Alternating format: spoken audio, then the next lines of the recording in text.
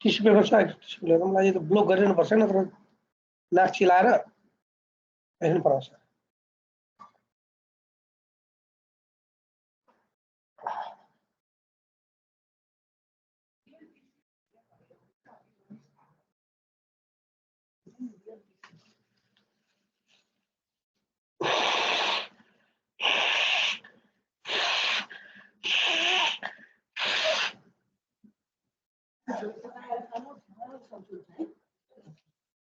एकछिन अहिले पेट खाली होस्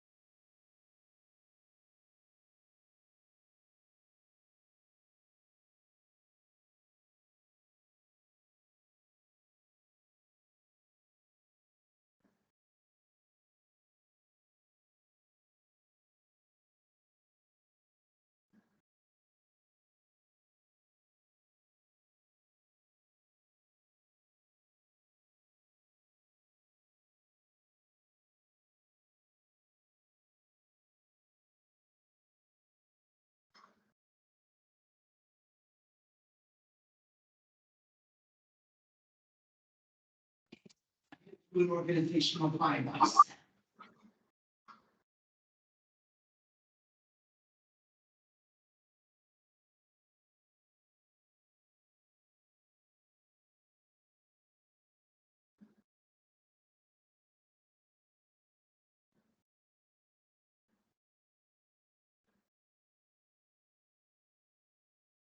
Any updates?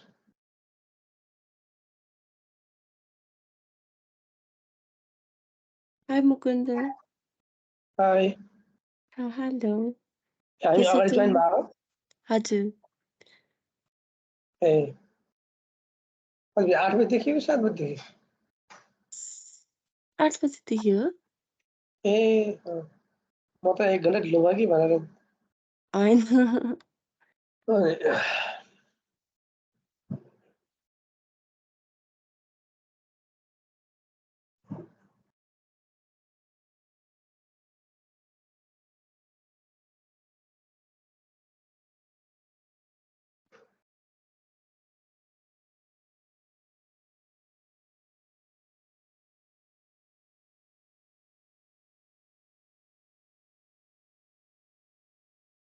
Hello everyone, tomorrow is a holiday on the occasion of the Thanksgiving. So tomorrow is no session. Thank you.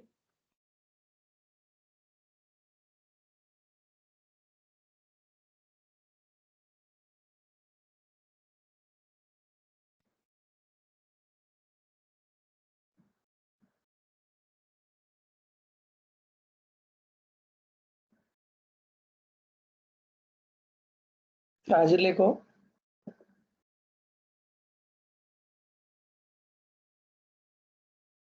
हजुर हाजिरले को हजुर ए गोरक्षी आउनुभयो कि होइन भनेर हेरेको नि आज त पछि लास्टमा लिन्छौँ नि राम्रो सबैजना आइसक्नु भइसकेपछि Nirusa, tomorrow's off, right? Yes, tomorrow is off. Okay, thank you. Okay.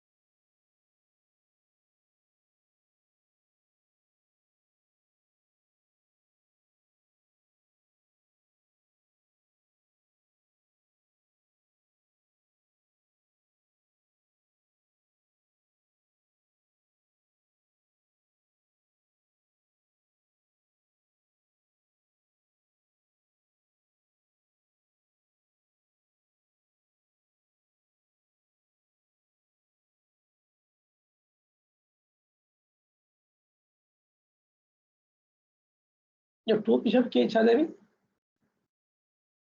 यो त टमक्क टाउको बान्नु पर्छ एकदम त्यो टाउको टमटम भइरहेको छ त्यो मफलर छ मफलर बाँध्नु हुन्थ्यो टमक्क टाउको बाँधिदिनु पर्छ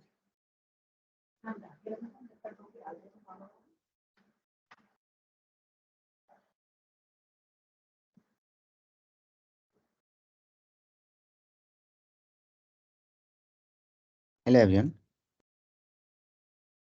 Sorry for the slight delay. So I was trying to connect to Microsoft Team through my laptop, so took some time. So I think the internet connection also got fixed here. So can you hear me, guys? Yes. yes yes Okay. All right. So let's start our session then.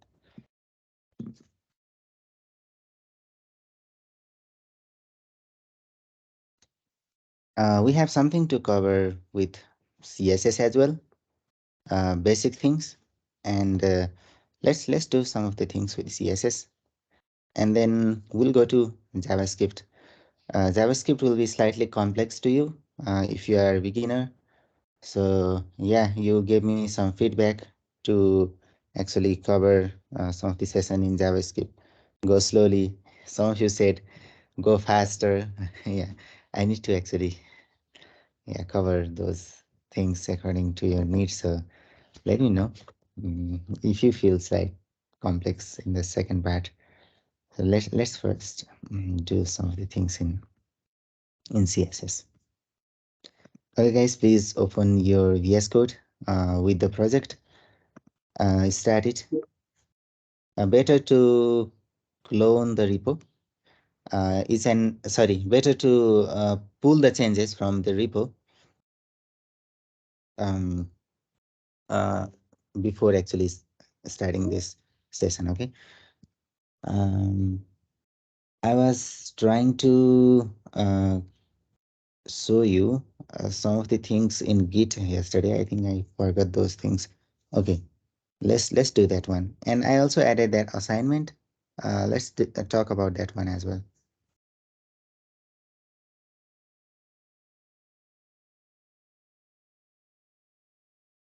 Okay.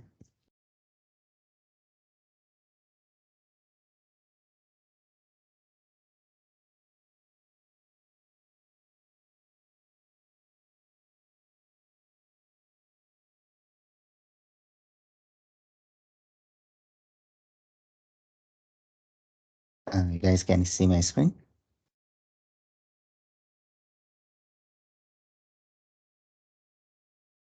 You can see it, right?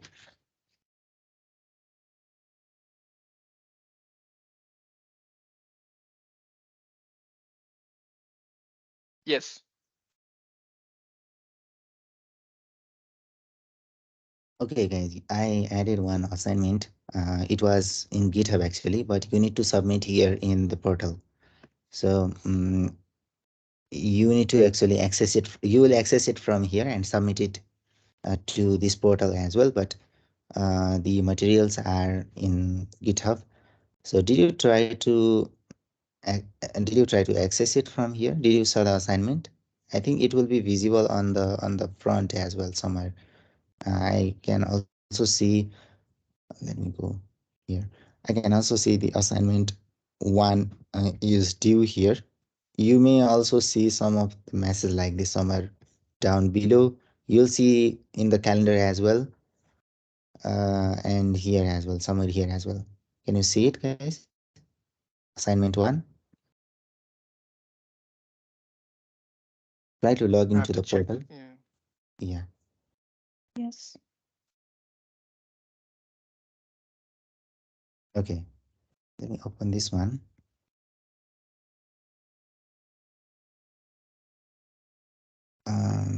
It is slightly slow actually. I have created this bootcamp portal a few months ago, and I placed the server in New York, so it will be faster at your location, but slightly slower here. Yeah, okay. So this is the link you need to access, and you have one submission option here. So you will access it from here. It is located in our one repo here inside FDB4. This is the assignment that you need to submit first. If you go to the main repo, you will see one assignments folder. Inside that assignments folder, we have assignment 1 currently. Later, I'll add assignment 2, 3, 4.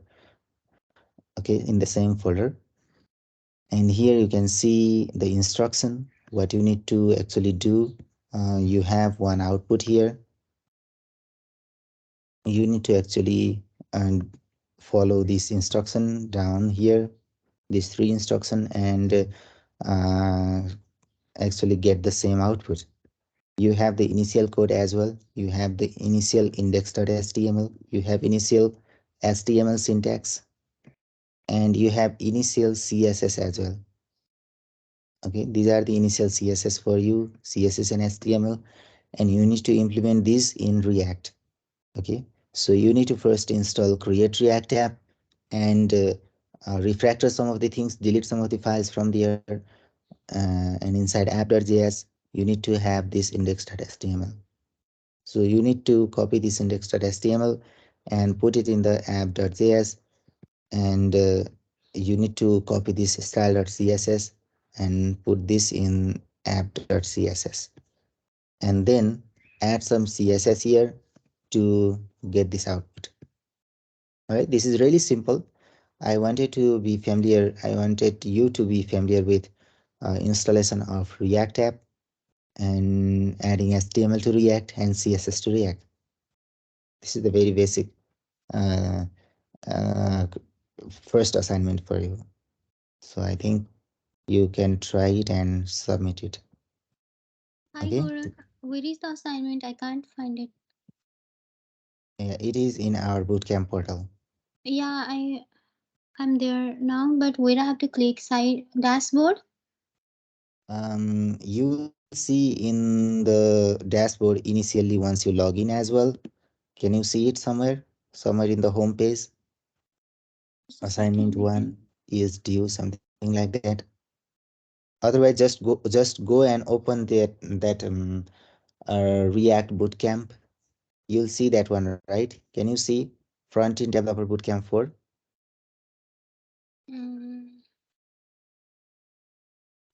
You need to see this, otherwise you can't access the assignment. You need to actually open this course, and inside that course as well, you'll see the assignment. So if you can open this course, then just scroll all the way down and you'll see this assignment right here. Okay. Okay, just let me know if there is some issue. It's okay. I'm able to find it now. Okay, great. Yeah, just actually do it on your own. And what you also need to do is publish this assignment to your GitHub. Okay, so if you don't want to make it public, if you don't want to make this repo publicly accessible, then yeah, I think you need to make it public currently. You have other option to actually integrate in this repo as well, but currently you cannot do that because yeah, you can, I think, but it will be difficult for me to track all of your assignment here. So yeah, you need to make this repository public and you need to publish it to GitHub. And once you publish it to GitHub, you need to open the bootcamp portal, open this assignment.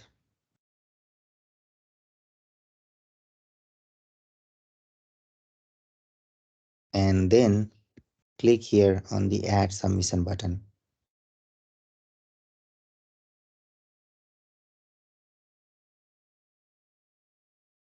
Okay, and you need to give me your GitHub repository link here where you have the final solution of your assignment.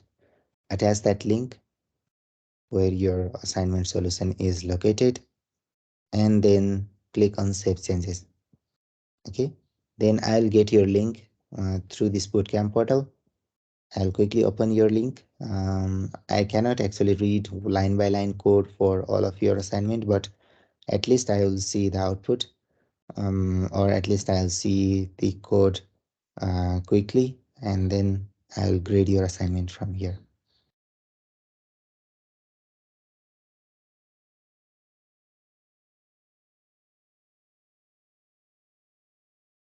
Is this fine, guys?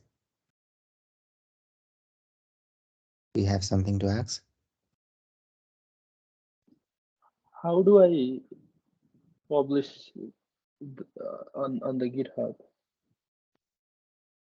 Yeah, just create a repository from your VS Code.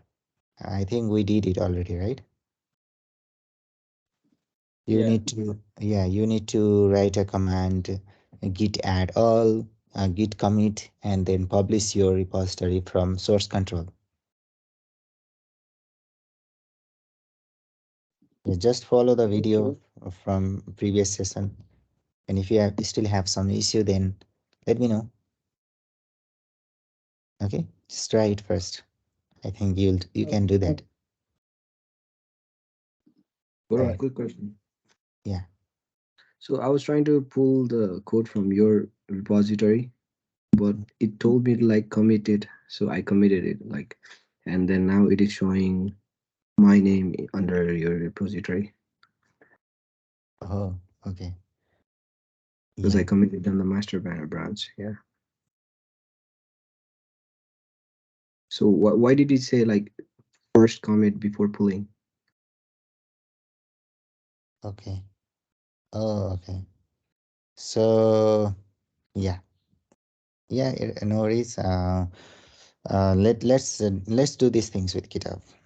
What should we do before pulling? Before pulling some changes, you need to save this. Save your current commit in the local, but you don't have to push it. Okay, you just want to commit. All right. So let's try to do it. Sure. Okay, what you need to do is you need to create some brands.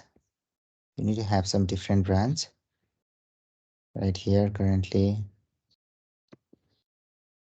Okay.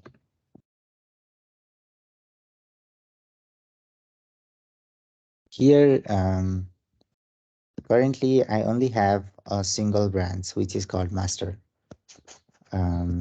What you can see is a single branch here, master.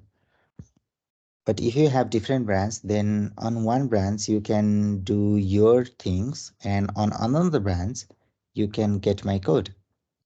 So you can actually switch back and forth between multiple branches in Git. Okay, what you need to do to create a branch is type command called git checkout -b or -b and the name of your branch. You can say that um, my working, something like that. You can write the name of the branch, anything. Okay, let me do this and let's see. And down here on the left, you can see the name of the branch that I have currently. Now, once I hit enter, you'll see the different branch here, my working branch. Currently, I am in the different branch. I'm in my working branch. Now, if I do some changes here, you can once again check by typing git branch. Here I have two branches, master branch and my working branch. So if I now made some changes here, something in app.js, let's say that, let me quickly do some changes here. Changing app, I wrote something here. Now I can see one change on the source control. Now what I can do is git add all, git commit. You don't have to push it, okay? You will just store your commits here. My changes. Now I committed these things here, and if I write git log dash one line here, I can see my changes here on the top. Now let me go back to the master branch. Okay, currently I am in the my working branch. Let me go to master branch. Git. Gaurav, I have a question. Yeah, yes, please. So when you did the git branch, right? So does that create a new branch? No, when you write How git do you branch, it will only show you the available branches. so how do you create a new branch so that we can do the same thing that you're doing? With this command, just type git Okay. checkout -b and the name of your branch. It will create a new branch. Okay. All right. Cool. Thank you. Yeah. So now I'm going into my master branch. Git checkout master. You can type git checkout master to go to the master branch now.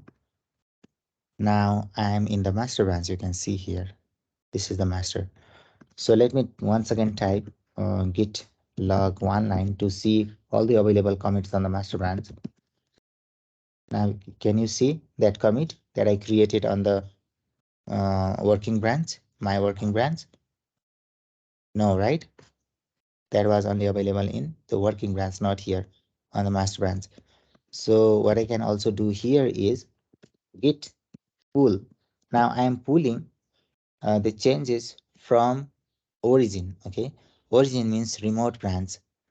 Who committed recently? This is It's me, Samrat. Samrat. Okay, you did some changes here on the master branch. Now I can get your changes on the master branch only, not on my working branch, because that working branch is my one branch where I'm working, but this master branch is the branch where I'm getting the code from remote repository. Okay, you will not push your code. You'll never push your code in any branch. Okay, but we'll try doing that one as well. But let's see first. Let's become familiar with these different branches, and later what you can do is create your branch with your name and only push the codes from that branch only. Don't push any code from the master branch. Never push the code from the master branch. Okay. So if you are on the master branch, never write git push, because what it will do is create some commits here. So let's see.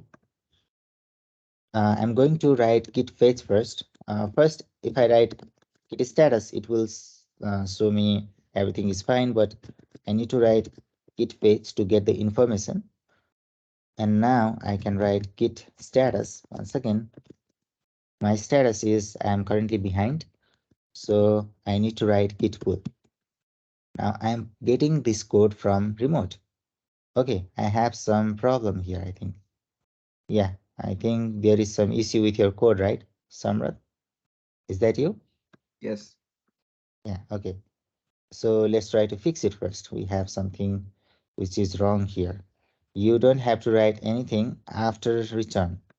You will not write anything after return statement down here, okay? This is not correct. So after return, we will not write anything. Here we have return, and we have this f from here to here only. So I need to commit this one as well. Now the code is fine. We need to write everything in between return statement. So if you write something after return, it will not work. Okay, let me save it now. And I can also delete this one. But if you want this code, you can put it inside your return statement. Okay. But this is console log, and this is JavaScript actually. You need to write JavaScript inside here for this particular component. Otherwise, you can write JavaScript here as well. But at that time, what you need to do is, let me do it. You need to remove this curly brace. You need to remove this statement from here. Only then you can write JavaScript here. But we are not writing JavaScript somewhere outside the component. Currently, you need to write JavaScript right here and present it from here inside the return statement. Okay, so I think the issue is fixed now. Now let me create. Okay. What you will do is you will create your branch. Okay. I am working on the master branch. That's why I am pushing in the master branch. But what you need to do is create your one branch and just push it from that branch, not from the master branch. Okay. Previously I told you that do not push, but now you will push it from your own branch. My branch is master branch, but your branch is not master branch. Your branch will be the different branch. Okay. I'm doing push from here. So this is error fixed. So these changes are now available in here. Okay, now everybody, what you need to do is create your separate branch. Create your separate branch. So better to write your name in the branch so that I can know whose branch is that. Okay, so just follow me. If you have already created one branch, that's fine, but you can create as many branches as you need. So you need to write git checkout -b and name of your branch. Okay, so just write your name here with the branch.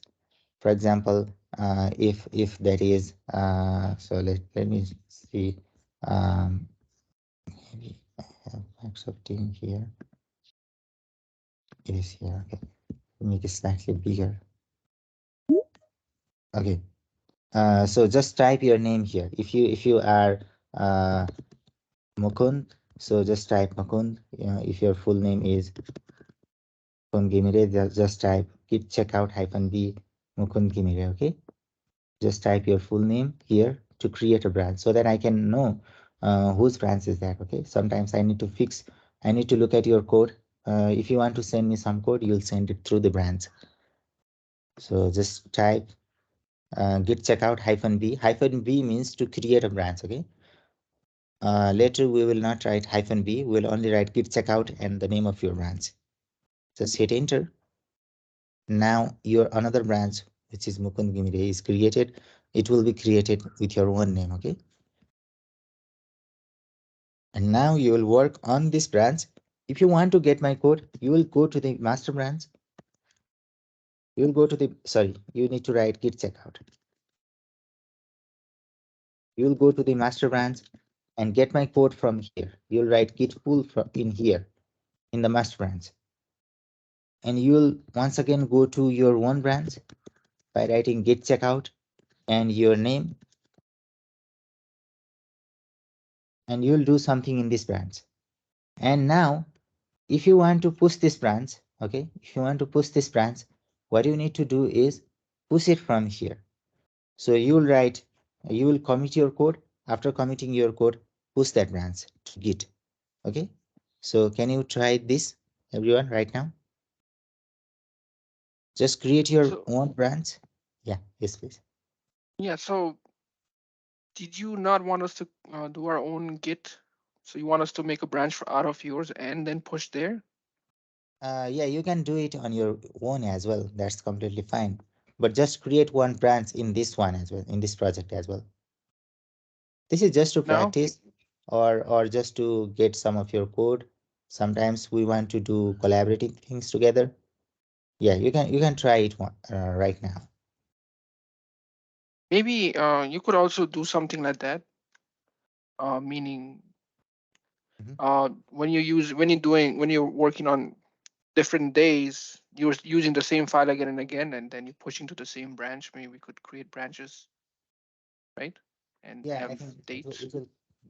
yeah, that will be also fine. But I'll be doing these things always in the master. That will create some confusion as well. You need to do some extra work as well on your own end, on my end as well. Yeah, let's not create different branches and every day. Let's do within the master branch. But as you said, sometimes later I can create some different branch where we will create some project. We can do that, but currently while we are exploring the conceptual things, we'll do in the same branch because I am sharing different folders here. Okay. Okay. So what did you want us to do after we check out our own branch?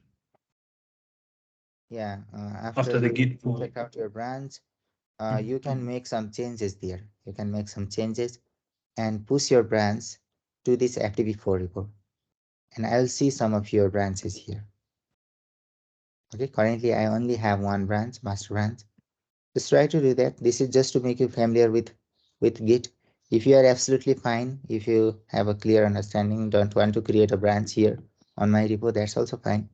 This is just to practice some of the things currently. Later you can do it on your own as well. Gora, can I share you my screen? Yeah, sure.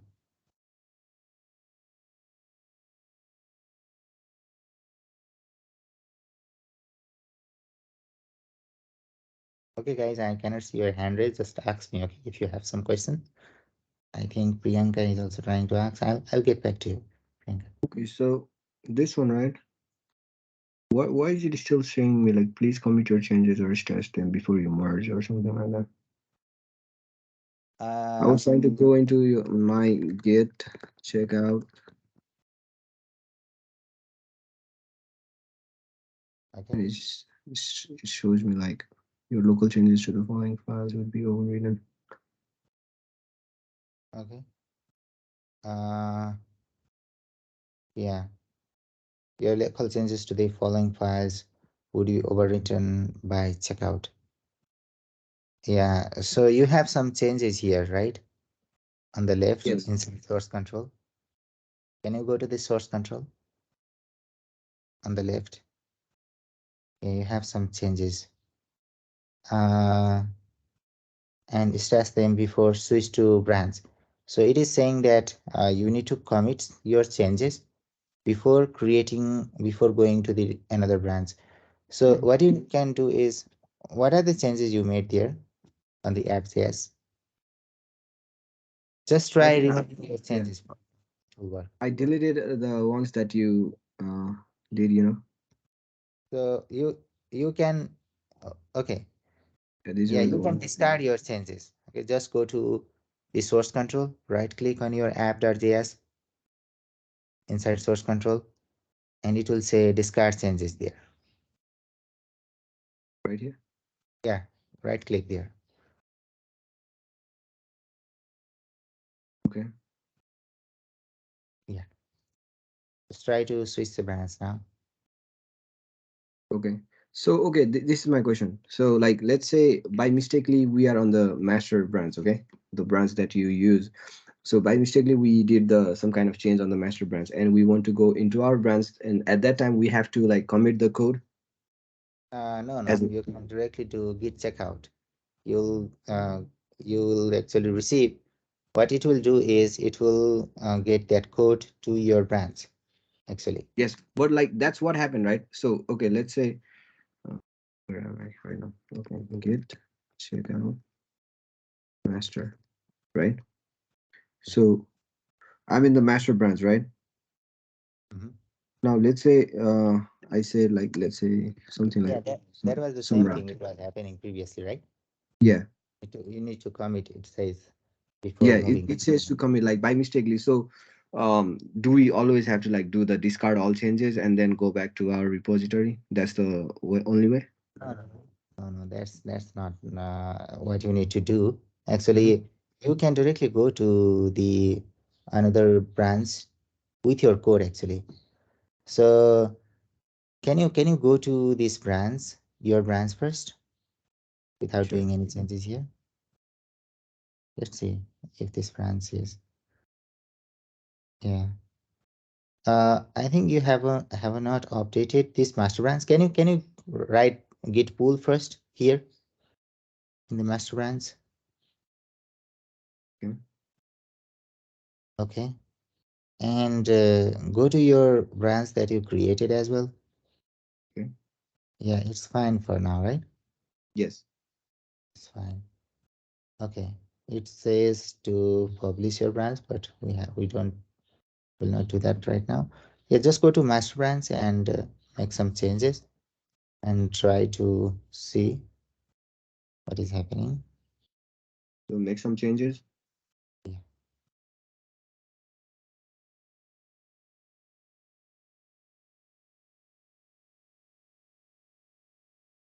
Save it. And then like try to go to my branch now. Try to go to your branch. Says Yeah. Um, okay.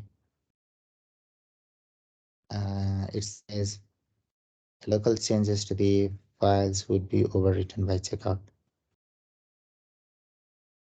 Yeah, I think you can do force checkout as well, but yeah, let me see why this is coming. Okay, Okay, you don't sure, have to do sure. this.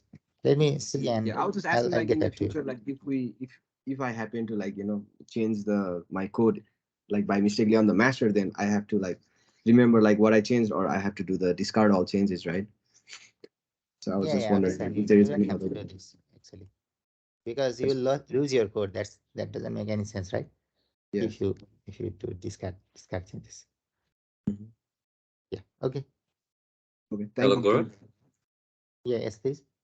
Yeah, so the thing we're trying to do right now is create our own branch, which is the same as using the fork from the website, right?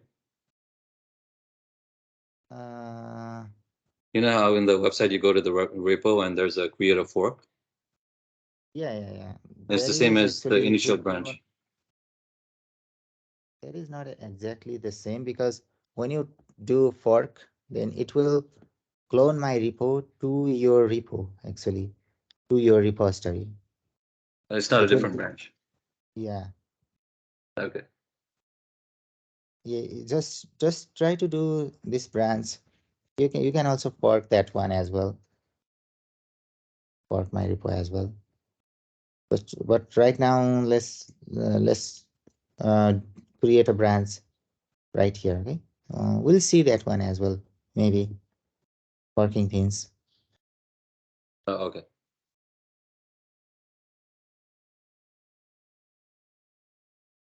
Okay, guys, just to make sure, just try to create your branch, and you'll see how you can push the Uh, code from the different branch as well. Hi, Gaurav. Yeah, yeah, hello. Can I share my screen with you? Yes, please. Okay. Just give me 1 second.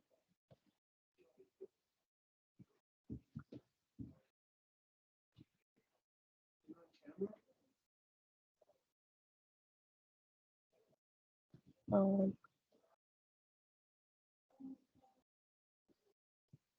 all right. I'm gonna share it later. Can I share later? I'm just having a problem with my computer. Just 1 second. Yes, sure. Can you just tell me what is the issue, Priyanka? Priyanka, right? Yeah, so yes, when I'm trying to commit on my VS Code, it says make sure make sure you configure your user.name and user.email in Git. I don't know Yeah, why I'm Priyanka. getting this. Yeah. I think you need to see the first day video. We configured Oh, our Git with VS Code, actually GitHub with VS Code, by writing username, user.name, and user.email. Did you try to okay. do it on the first day? I think maybe if you have I missed I that one. think I did. No, I think I did, but I think I deleted my VS Code and I did it again. I don't know what happened. So I'm just getting this issue now For all of a that, just you sudden. need to watch that video once again and try to do it first. Then we'll Okay, see that. I'll do it. Yeah, of course. All right. Thank you. All right. Yeah. Gaurav, I Yeah. have one question too. Please. Uh, when I try to do, I made the branch, and when I try to push, it says git push and set upstream origin. And what is that exactly mean? Yeah, you need to copy that code and paste it on your terminal. At first, you need to publish it to GitHub. That's why you need to create the same branch on the remote as well. That's why just copy that code and paste it on your terminal. Later, you don't have to do that. Can you share your screen so that others can also know what is happening there?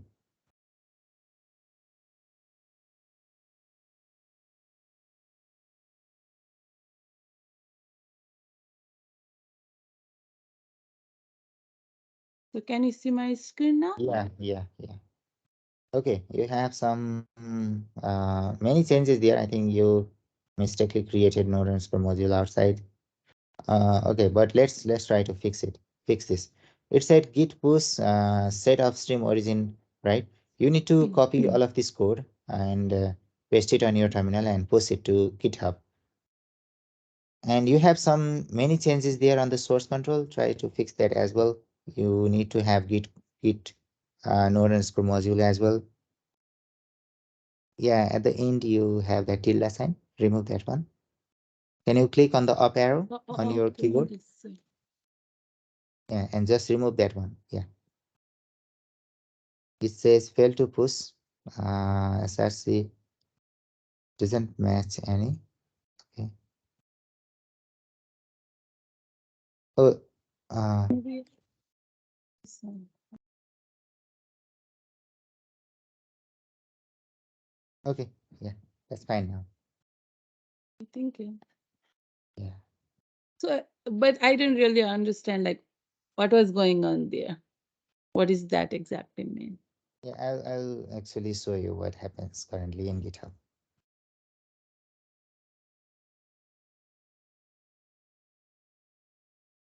Okay.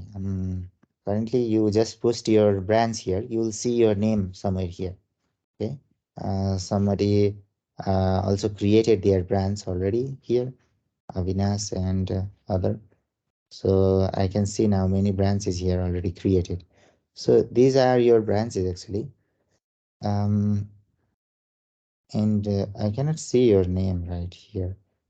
Maybe your username is different. What is your username? No, it's not there. Maybe let me see. Yeah, right here. It is here. Yeah, last one. And now what I can do is go to your branch from here. This is your branch, and I can actually read your code. Sometimes you will create some mistakes, or you will actually do something which is creating some issue or bug. Then you will quickly send it here through your branch so that I can clone it on my VS Code from here and actually debug your problem. So later it will be easier for us to collaborate. Okay, currently you don't have to worry about that. You will just create a branch here and push it to GitHub. Okay, these are your branches. Guys. You will work I'm on your having own issue. branch. Yeah, what was that issue? Can I share my screen? Yeah, yes, please.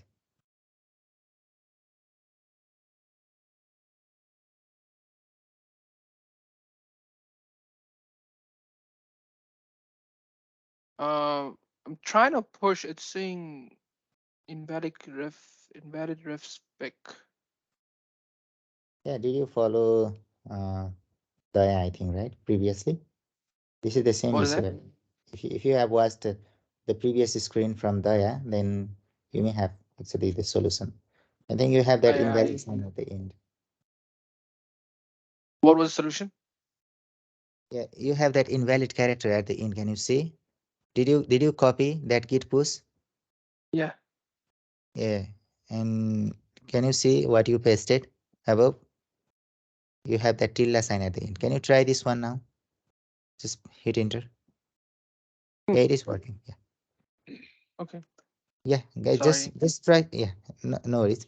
Just try to see what you are doing, what you copied. Sometimes a minor mistake can cause you some error. तिमी यिनीहरू गरेर कि म वहाँ पर हेरेर बस्नु मैले केही बुझेको होइन के कहीँ गर्नु छुटेपछि मैले केही बुझेन Yeah. कि मलाई बुझेको नि छुटेको कुरामा Okay, guys. Let me know if you don't trans understand. Create गर्ने के भनिरहेको Okay. That's not a You problem. can ask. Yeah, React to can ask, notification. Namita, I I think. mean, you can ask me if you don't understand. Okay. के बुझेन? Yeah, if you want me to speak in Nepali for a minute, then let me know. I can do that as well.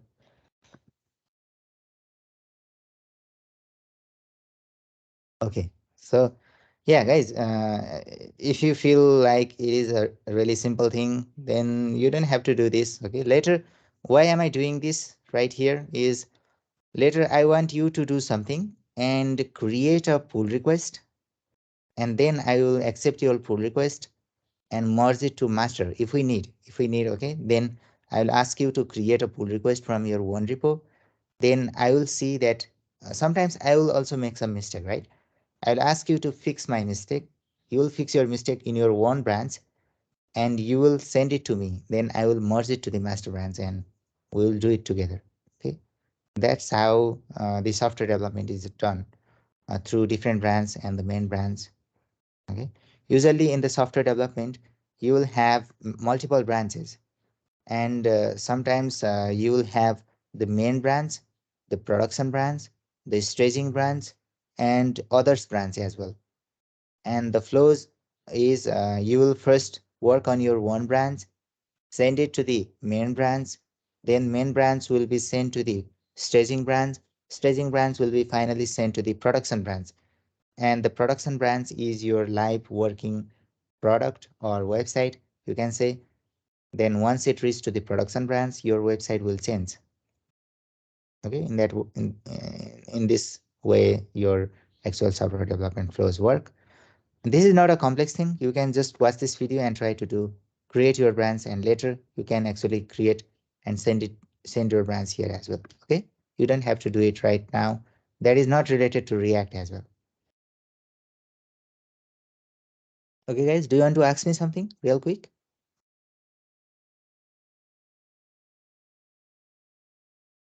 Hi, Gaurav. So we just created a branch. It doesn't seem to be based off of master, right? So if we're actually pushing the code, it doesn't go to master just yet, based on how we have created the branch right now. Yeah, it will not go to the master, right? All right. So if it was like the actual production level thing that we were working on, we would not create a branch like this, right? We would branch off of master and then merge it back to master. Uh, do you want to ask something like we will create a branch from master and merge it to master? Means you Oh, will send that code to GitHub and then we'll merge that back. Is that something? oh, yes, that is the standard practice, right? Yeah. And what is actually wrong currently? Currently, like the branch that we are creating, it's outside of the master. It's like totally isolated and like it just stands as the way it is. Yeah. Yeah. Actually, we have the other branches which is outside of master. Yeah, that's fine. And what should we do actually instead? Like in production level, in actual prod environment, like we would usually branch off of master or main, and then like merge that branch after completing our work. We would merge that branch back to master or main usually, right? Yeah, we created our branch from master, didn't we? Previously we are in master initially, right? Initially we are here and we created our branch from master, right? Yes. Would it mean that the branches that we created are still based off of master? Yeah, it will copy the code from master to your branch actually. Okay. Yeah. Yeah, guys, we need to see something like git rebase or git pull. We can rebase our branch with the reference to other branch as well. We have something more to see. If you want to synchronize your code with the master branch sometimes later, we'll do something called git rebase or git fetch. Okay, or yeah, git pull or git rebase. These are something we can do as well. Let's not do that right now, but what we did previously is we created a branch from master, means it will copy all the code that you have in the master to your branch. Got Right? it. Thank you. Yep. Okay, so let's go to our CSS and JavaScript now. Excuse This me, is Gaurav. yeah. I'm not getting this. So I did like created a branch, right? But I'm not seeing anything that I pushed through. It just gives me saying that set upstream origin procedure could be. Yeah, Prasida, if you previously saw, what you need to do is just copy that code first, put it in your terminal, and then only you will see your code in GitHub. You'll see your branch in GitHub. Okay. Okay. You need to Thank you. copy the whole line. In the terminal, you have that line. Okay. Yeah, you need to Yes. copy and paste it in your terminal. And hit enter. Thank you, Gaurav. Yeah, all right.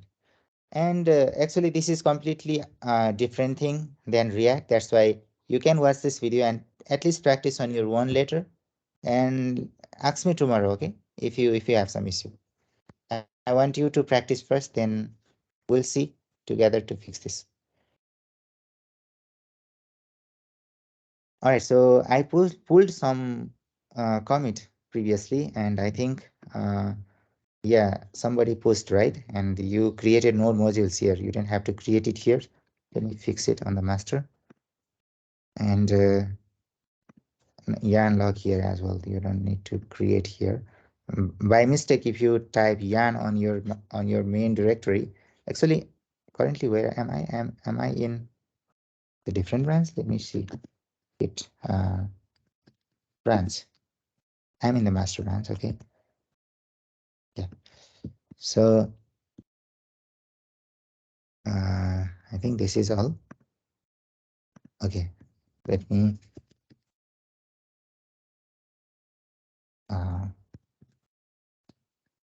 actually, the structure is fixed. So master branch will always be up to date. You can get your code from master branch. You can get the code from master branch to your one branch as well. You can type something like git fetch from master branch.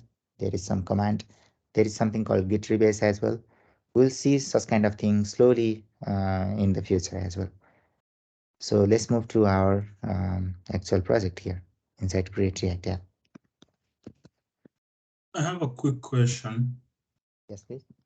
So when you check out your branch and then you git push, does that go to the master or to your own branch? Sorry, when you go to the master, you check out the master and then you git push. Does that go to your branch or does that go to the master? Yeah, it will go to master currently because I'm doing things from master, right? But you will do these things from your one branch and it will go to your one branch, not in the master. Yeah, you will never push your code from master, okay? If you push this code from master, then it will come to my working area, actually. My working area is the master branch. Okay? Okay. All right. Yeah.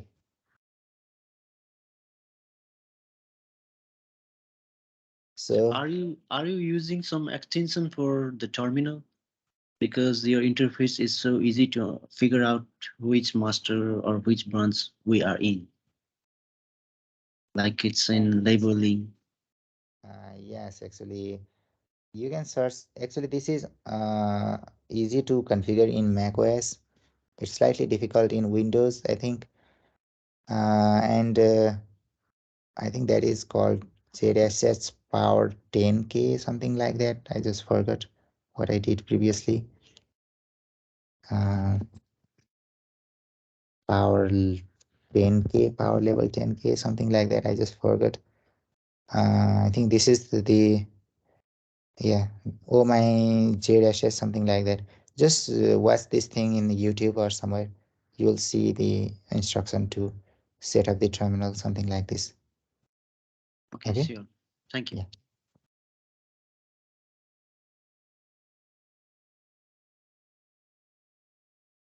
Okay, so let's go. Let me start this project by writing yarn start command.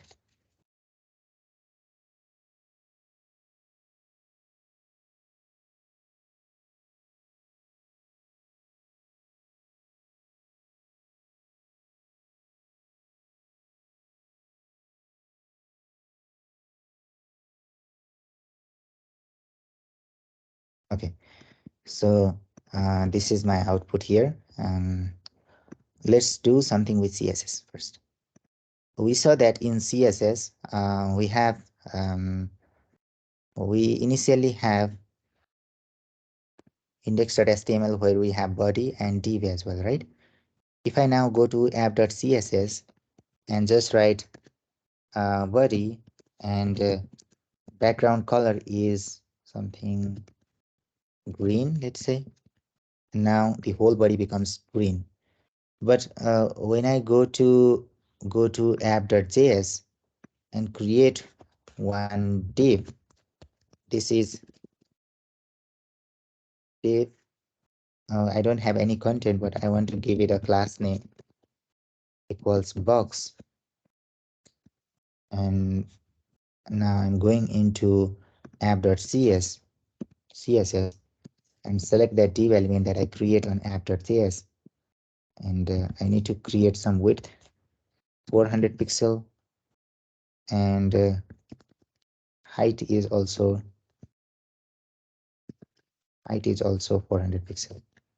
And let me add a Your background. screen is too small. Is it too small? It's hard to I read. think it's only me or like everybody's seeing this small screen.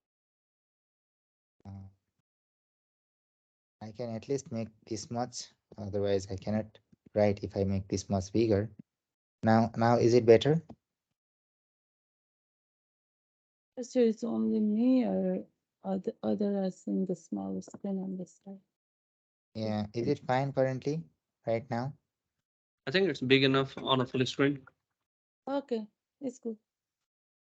Okay, so I'm doing background color red here. Okay guys, this is a box inside body, right? I created a box inside a body. Actually, yeah, this is fine.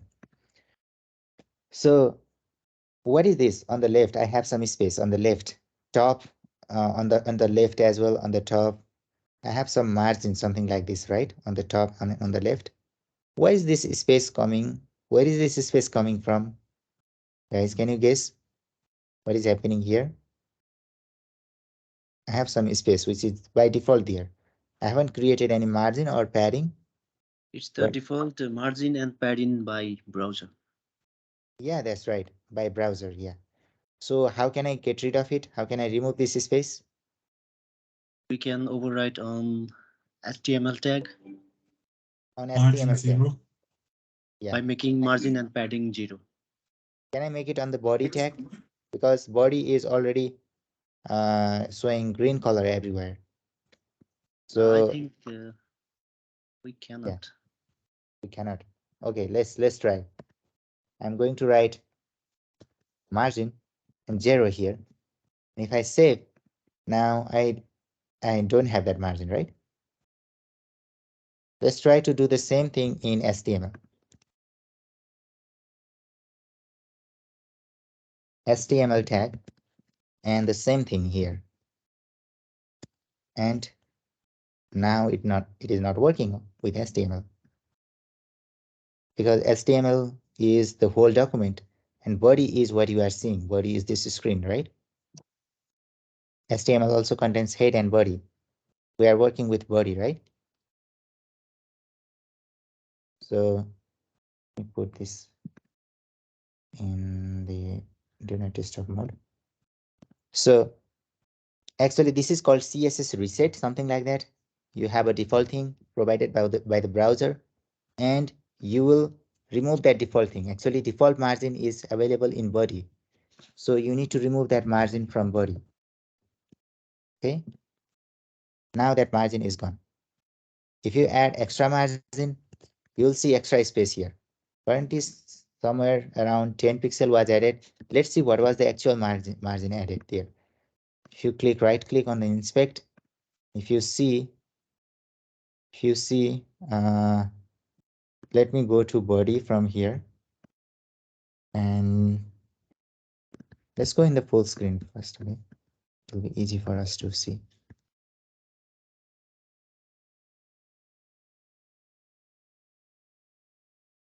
Okay, you have this body here. And now if you go to this computed on the right, and if you scroll a little bit down, you'll see margin somewhere. Let's see. We have a lot of things which are done by browser for us already. Can you see? We have margin top 8 pixel, margin right 8 pixel, margin left 8 pixel, margin bottom 8 pixel added on the body by the browser, Chrome, right? This is the default margin which is already added there. We need to remove this. Otherwise, you will see initial gap here. That is because of these things right here. Okay, if you go to HTML, in HTML, do we have margin here? Do we have margin with HTML? No, right? No. We don't have margin, so it doesn't make any sense to remove it from HTML, right? So if there is margin here, then we need to remove from HTML as well. But the margin is inside body actually.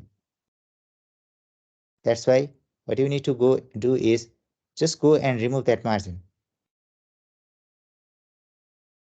Okay, it is added on top, right, left, and bottom actually. So what you need to do is you need to remove that margin. You can just remove the margin from top only. Margin top is 0 pixel, let's say. You can only write 0 there. It will work. Now top margin is removed. The top margin is removed here. And similarly, you can do for left as well. You just want to remove the left and top margin, you can do margin top and margin left. But if you want to remove margin from everywhere, then what you will do is just write margin 0 and it will remove margin from top, right, bottom, and left. Okay?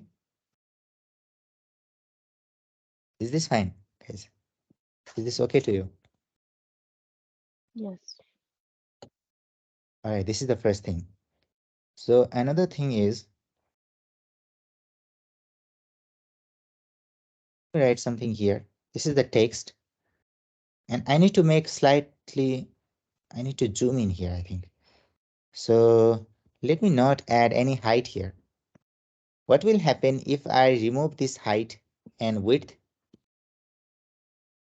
Will you see background color still there? Yes. Because I have that content, right? I have that hello there. I have that hello within div. If I don't have that hello, then I will not see that background color. If I remove this hello, I will not see anything.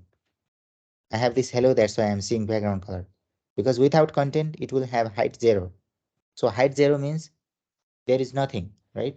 With 0 height, that's why background color will not be visible for us. So I want to ask you one more thing here. Actually, we as a developer do not care much more things which are really simple. Let me make it slightly, let me zoom in here, okay? Not on the terminal, in the browser. Now, if you zoom at this level, can you see we have some margin here as well on the top and on the bottom with the text itself with this zoom. But if you zoom out to 100%, it seems like there is no gap, but we can at least see a little here. Right? If I zoom in now, we can clearly see that we have some gap here and on the top. So guys, how can I remove this vertical gap, this gap and this gap? Do you have some idea? By adding padding. By adding padding, it will add some gap, right? I want to remove that gap. Oh, yeah. Remove. How about setting margin top to 0? By Already adding did line that, right? height to The div? 0. Oh, not done. Yeah, let's try. Let's try it. Actually, does it have a margin? We need to make sure that one first. Because before adding something, some rule, we need to make sure, will it make some effect there? So let me select this div element and let me go to once again on full screen. And I'm going to select this div element from here and let's go to compute it.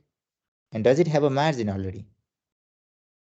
It already has margin, margin top 0 here, right? So by adding margin top 0 doesn't make any effect actually. It will not have any effect if you add margin top 0 here, right?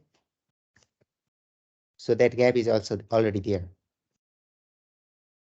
So what should be the another solution, guys? By making line height to 0.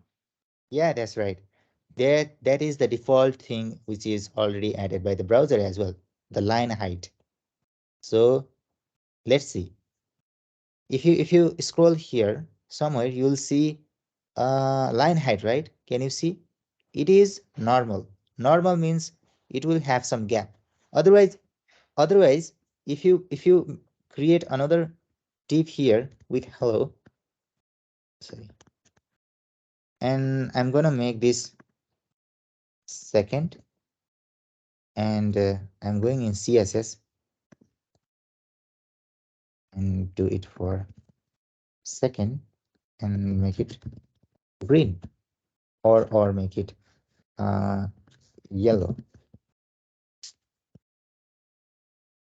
Now if you don't have that gap, it is actually added to read this text properly, right? If you don't have this gap and this gap here, they will actually combine, right? They will attach here, and it will become hard to read this text on the browser. That's why that is the default gap added by the browser. Sometimes you want to remove this gap as well, right? So that is because of that line height. Let's see. So let me add this line height on the first div. Line height. So by default, browser will add line height of something like this. And if I save it, I think it is slightly bigger than this one, right? Let me do 1.5 only. And now the line height is greater. If I make this line height 2, now it is increasing, right? If I make it 5, it increases all the way down. So will it remove if I add 1? Let's see.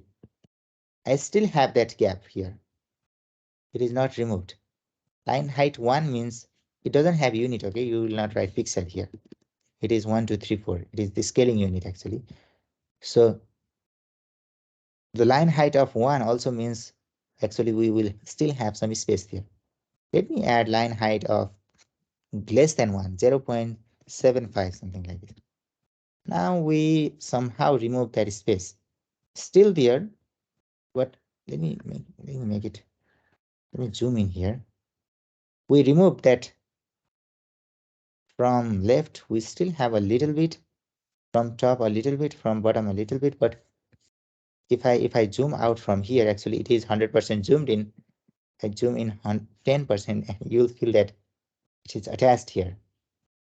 And if I remove this line height from here as well, you'll feel that the line height is now gone. They are closely attached now. Now, such kind of line height will make this text a little hard to read actually, but this is because of the default height which is provided by the browser for your font as well. All right, that's why I recommend you to actually see the CSS here before actually manipulating them. Are there some CSS which are already added by the browser? You need to make sure. And you can see font size is also 16 pixel, which is added by the browser already. All right, nice. So yeah, that's the CSS rule we want to discuss with height, and let's do it with width as well. We have some width here on from left to right, right? We have this width. So that is actually by default we will have width auto. Okay, by default we will have width auto. This is the default width. If you go to your browser, let me not add this rule right now. If you go to your browser, if you see somewhere regarding width,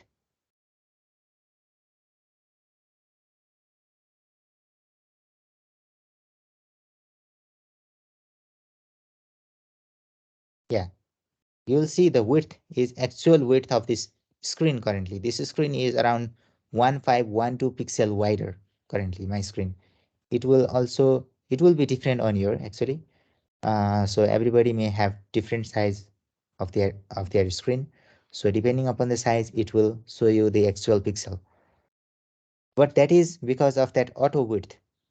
So if you write width equals 100%, this is not actually same. Okay? Width 100% and width auto are different. So if I write width 100%, doesn't make any difference here currently. But let me add some margin here. Margin left. I'm adding margin left on that green box. Okay. Margin left. Let me add 20 pixel of margin left. If I save it now, uh, now I have 20 pixel margin on the left, and that box actually overflows from this viewport, right? Overflows on the right, actually pushed to the right because it created some gap here, isn't it? That's what width 100% means. But if you have width auto here, it will fix your problem. If you have width auto, now the screen do not overflow. Right? So this is something regarding width and height algorithm. Yeah, by default, you will have width which is covered from left to right, and you will not have any height by default. And height is dynamic, okay? Height will increase or decrease dynamically, but width will be same. Width will be same for your block level element. It will always be auto, unless you actually update it yourself. Okay.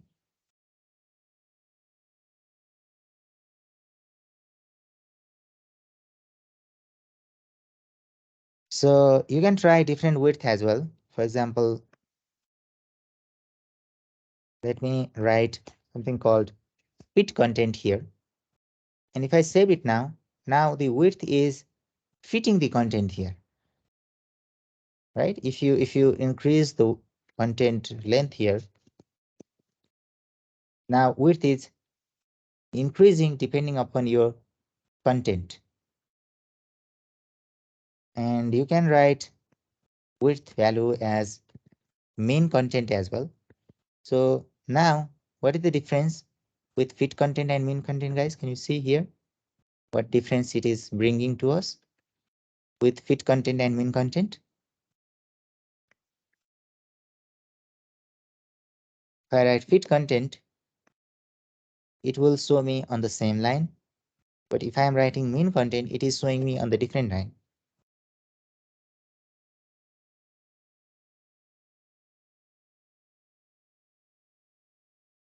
So can you see what is the difference? It breaks upon the like word, a specific word. Specific word. Yeah, that's right.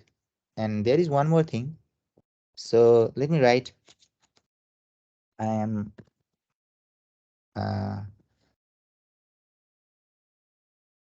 okay.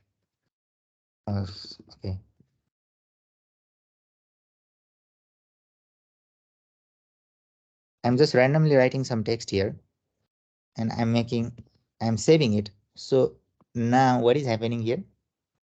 It is not breaking with a specific word here. You see, I have two words here. Yes. Yes. So I think so. You are calling from the div, right? There is a div. That's why the line is separate. Like The content it's is doing. within the same div. Yeah. So Yes. it's taking the maximum character count. According to that character count, I think it's breaking the line then. Yeah, it will actually take the highest word. This is the highest length, right? Highest length word, right? Microphone. It has many characters than any other words here. That's why it is breaking with reference to this word. If this is long enough here, then it will take that word and it will break when that word is finished. Okay. So we also have max content as well. So here is this fit content. Here is that max content now. Now if I save, let's see what happens here. It goes all the way on the right. Unless that sentence is completed. Unless that content inside that div is completed. Okay, if you want the maximum content, then it is opposite of min content actually. Then you will write max content here. Okay, that's why width have different values here. You can specify width in pixel as well. Width auto means it is actually taking the entire screen. Width 100% means it can overflow. Okay, if you have margin on the left. And width fit content means it will fit your content. So let's see what is the difference between fit content and min content here. So this is fit content and this is min content. So fit content will fit your content depending upon your screen size. On the left, on the right, on the horizontal space that you have. But min content will actually break the line depending upon the word here, which is having the highest length. Okay. This is regarding width and height algorithm.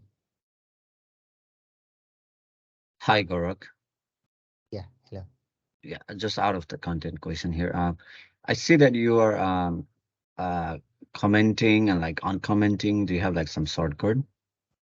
Yeah, you can type control / on your window or command / on your Mac. You have that command key, right? Or Yes, I have control key. the command one. If you have that command, hold your command key and can you see that question mark, that / key as well on your keyboard? You have that question mark key. Yes. That is the / actually by default. So just hold your command and press / it will be commented. I see it's working. Thank you.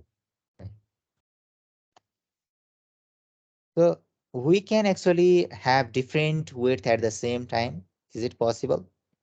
What I'm asking is what will happen if I write these 3 at the same time?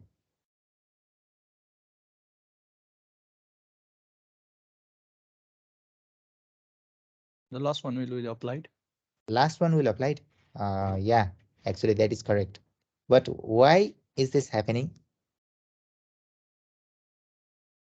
Like it's overriding the like first two styles. Yes, that's correct. So if I have width at the end, which is auto once again, this is the default one, WID. Yes, right.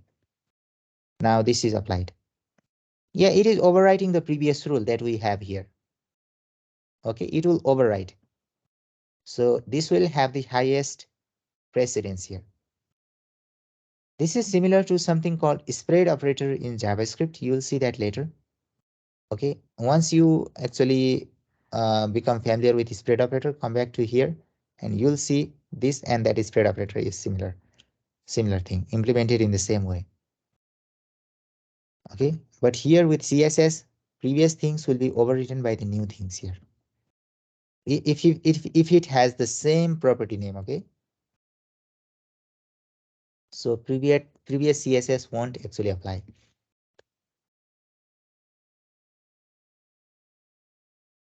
All right, guys, can we now stop our CSS session here? Maybe we can take some break and start our JavaScript session. Do you want to ask me something here? Do you have some difficulties with CSS, guys?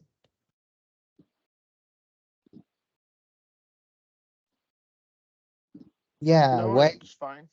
Yeah, okay, thank you. While we are actually working, becoming a developer, we don't care many small things. So why do we need to care this min width, max width, or width auto? We can search in Google at any time, right? We'll get what is the width. But sometimes it will help you. It will save your time a lot, actually. And sometimes we will be working on external CSS library as well, something like Bootstrap, Tailwind CSS, Material UI. At that time also you need to tweak your CSS yourself on the front end.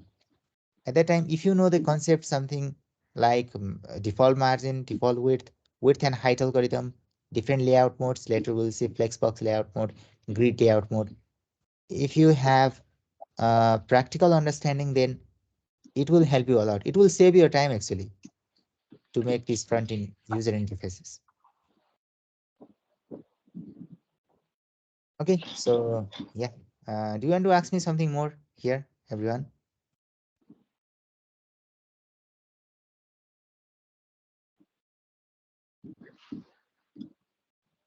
Hi, this is Binod, and I'm having like really hard time starting my development server. Oh, okay. You are facing difficulties to start your live server. Is that fine? Is that right? Yes. Okay, what is the issue that you have, Vinod? Would you mind if I share my screen? Sure, sure, please.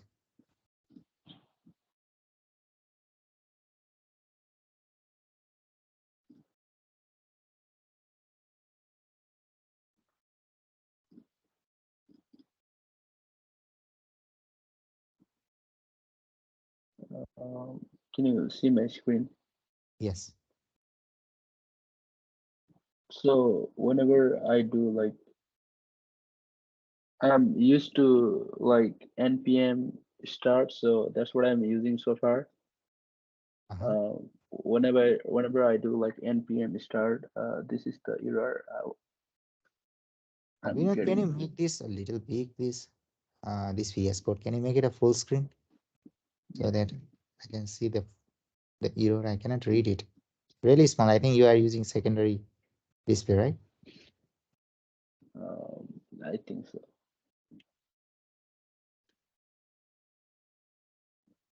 Okay, let me try to read this. I think we were working from Yarn, right? So he's writing npm. Can you do it once, Vinod, what you did to start your development server?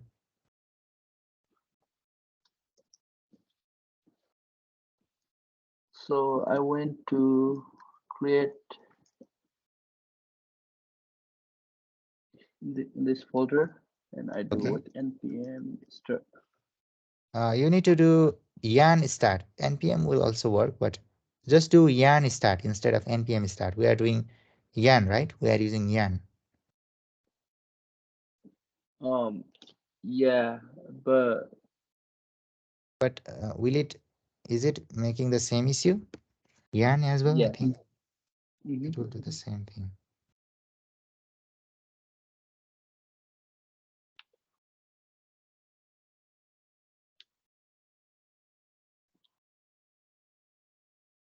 Okay, let's do one thing, Vinod. I will sit with you after this session, maybe, and we can fix what is the issue that you have. Okay, whenever I do like yarn start, it will says command not found. Don't you have yarn already installed? I think without yarn, you are not able to install that node underscore modules as well, right? Did you use npm to install that node modules? I think so. Then actually you need to follow my video, the installation of yarn and how we actually installed our node modules. Okay. Otherwise, if you are still facing, then let me know. I'll sit with you and I'll try to fix it. Yep. Okay. Okay. Yeah. Guys, do you want to take some break and then start JavaScript session? Yes. Sure. Okay. So let's have around 10 minutes of break and then we'll start JavaScript.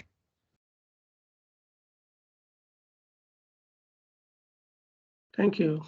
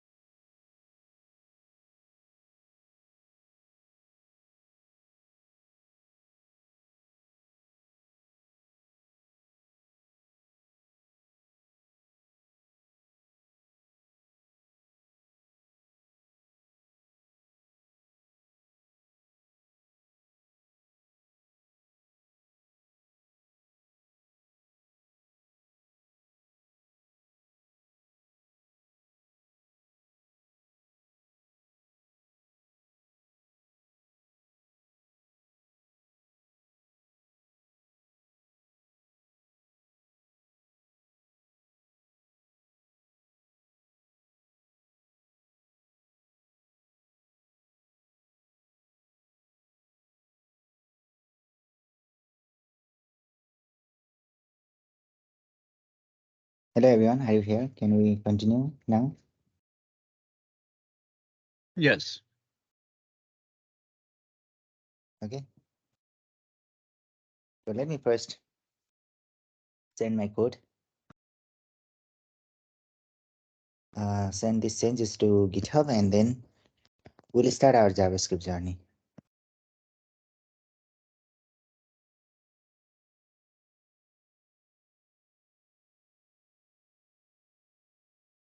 I talked about something about width and height.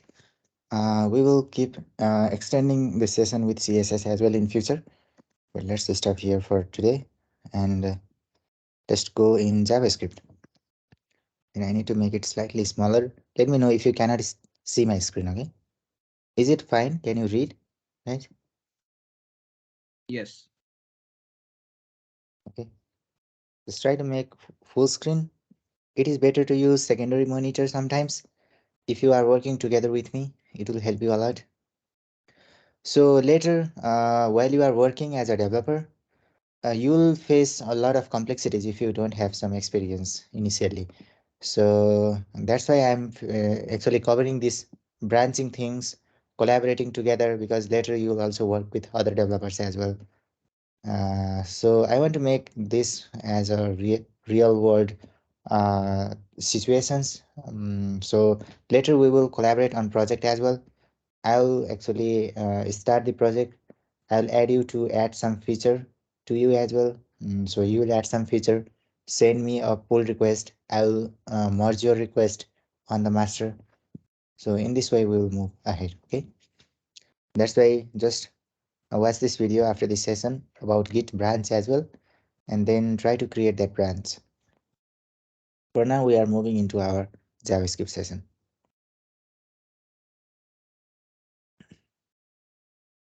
Okay. So yesterday we were studying JavaScript arrays and object. Today we'll see some array method as well. But let's first see something called iteration or loops.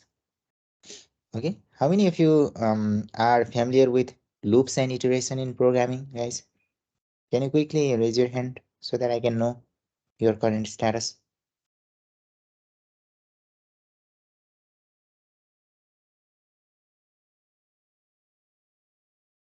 Okay, yeah, 5 of you. I think around 8 to 10 of you are already familiar with these things. Okay, guys, so please help me if I'm missing something, or if somebody asks some questions with loops. Okay. Um, can you tell me a little bit? I think Nissan, right, and Pratik. So, which programming language did you use with loops? Is it JavaScript or is it the different? Pratik, in your case? I use like I'm still like using like JavaScript and C#. Oh, okay. You did it in C# and JavaScript. Are you making something in C# as well? No, actually I work as well. So Oh, you work as well. That's great. And Peter, what about you? What are you using? Python. Oh, great. Are you working as a are you working professionally with No, Python? I just use it for personal projects I'm working on. Okay, great. What about you, Asis? Asis, right? Asis Sarkota? Yes. So I worked with a little bit with C++, mostly with Java, and I also did like a previous project in like React Native. Oh, great. So you have some experience with React Native already? Yes, I built a mobile app before, yeah. Then it will be easy for you with React. Yeah, so far it's I'm catching everything easily. Yep. Yeah, later we will see something called hooks, and you are already familiar with those things as well, right? Yeah, hooks and Redux, yep. Oh, great. You'll find this session really interesting then. We'll cover most of the things with Frontend. You are doing already with mobile app. Yeah, just help me sometimes. Okay, Asis. Yeah, yeah, I will also like it's been long like it's been a year. Like I stopped doing all of this coding, so I'm coming back again. Okay, yeah, great. Thank you, Ashish, sharing your experience. Can you tell me a little about yourself as well? Nissan, I think Nissan Ranjit, right? Yeah, What are you using? I usually work on JavaScript and PHP. Oh, okay. Are you using native or vanilla JavaScript or any other frameworks? Uh, like vanilla and jQuery, like that. No, any libraries at And yeah, you have understanding of pure JavaScript, right? Then, right understanding. all. Yeah, little bit. Yeah, But I great. don't work as a mainstream. I just do some basic work. Yeah, it's regarding front-end validations with JavaScript in PHP, right? Yeah, just for integrating some libraries and all. Yeah. Are you using some frameworks in PHP like CodingNitre or WordPress. Laravel? I'm using WordPress. Oh, you are doing it with WordPress. Okay. Yeah. Yeah, I started around I think 8 to 9 years ago doing things in WordPress. It's really easy to do there, right? With Working on WordPress. WordPress will make you forget about PHP and all. Oh yeah, that's right. And you can build your website within an hour with WordPress. Yeah, Your full-fledged website, right? we can grab any free theme and we can just update our content. Then website is ready. Yeah, yeah. Okay, thank you. Yeah, I think Puneet Praja.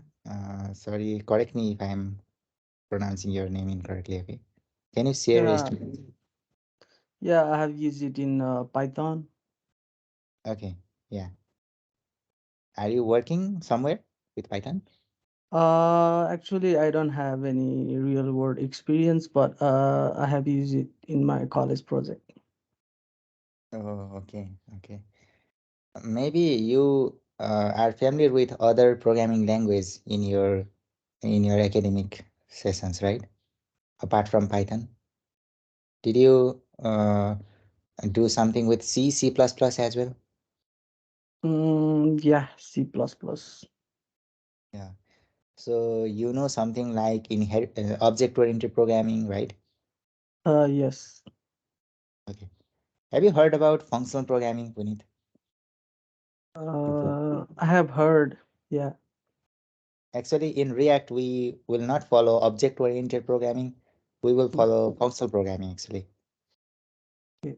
Yeah, that's why I'm asking. Okay. Okay. Thank you so much, guys. I think um, Aviva, sorry, Yeah, if you Avi allow me to say. Bhandari. Oh, Avinash. Okay. Hi, Yeah. Avinash. Hello. Yeah. So I do have some previous experiences with the PHP Laravel. Oh, PHP Laravel. Okay. So you have understanding of programming concepts, right? Like Yeah, I this, do. yeah, loops, functions, variables, Yeah. object-oriented programming as well, right? Yeah, exactly. Yeah. Okay, great. That's why some of you are actually saying, hey, your session are very basic. Why are you not going faster? Please make your session a little bit faster. And some of you are saying that your sessions are too faster. You need to actually talk slowly, type slowly. So yeah, because some of you are just starting your journey with programming as a developer. Some of you have some experience. Some of you have mixed type of experience. So I'm trying to make this session by sitting in between all of you guys. So I'm trying to make it slightly faster and slightly slower at the same time. But just ask me, okay? If you don't ask me, then I will not know what you are thinking. So yeah, ask me if I can help you sometimes. Okay, guys, thank you so much. So let me do these things with JavaScript here now. So we are doing something here, right? We are writing something here regarding JavaScript. If you want to work in isolation, I already told you that you need to go to Replit. You can do it in your VS Code as well.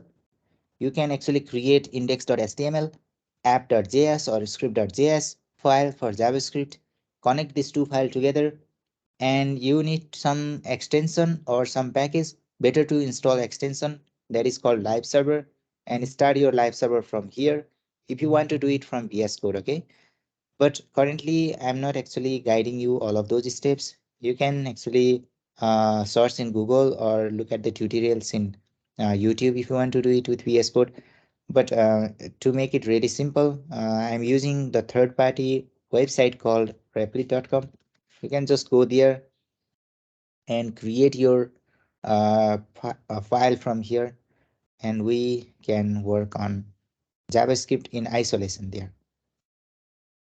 Okay, so yesterday I created some Replit. I can go here and work on it as well.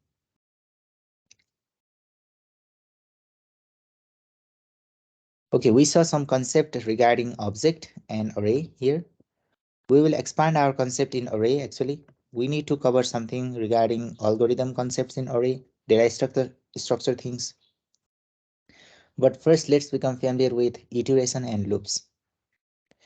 Actually, the very basic loops, you can say legacy or traditional approach of implementing loops in any programming language is using something like this for loop, similar to JavaScript as well.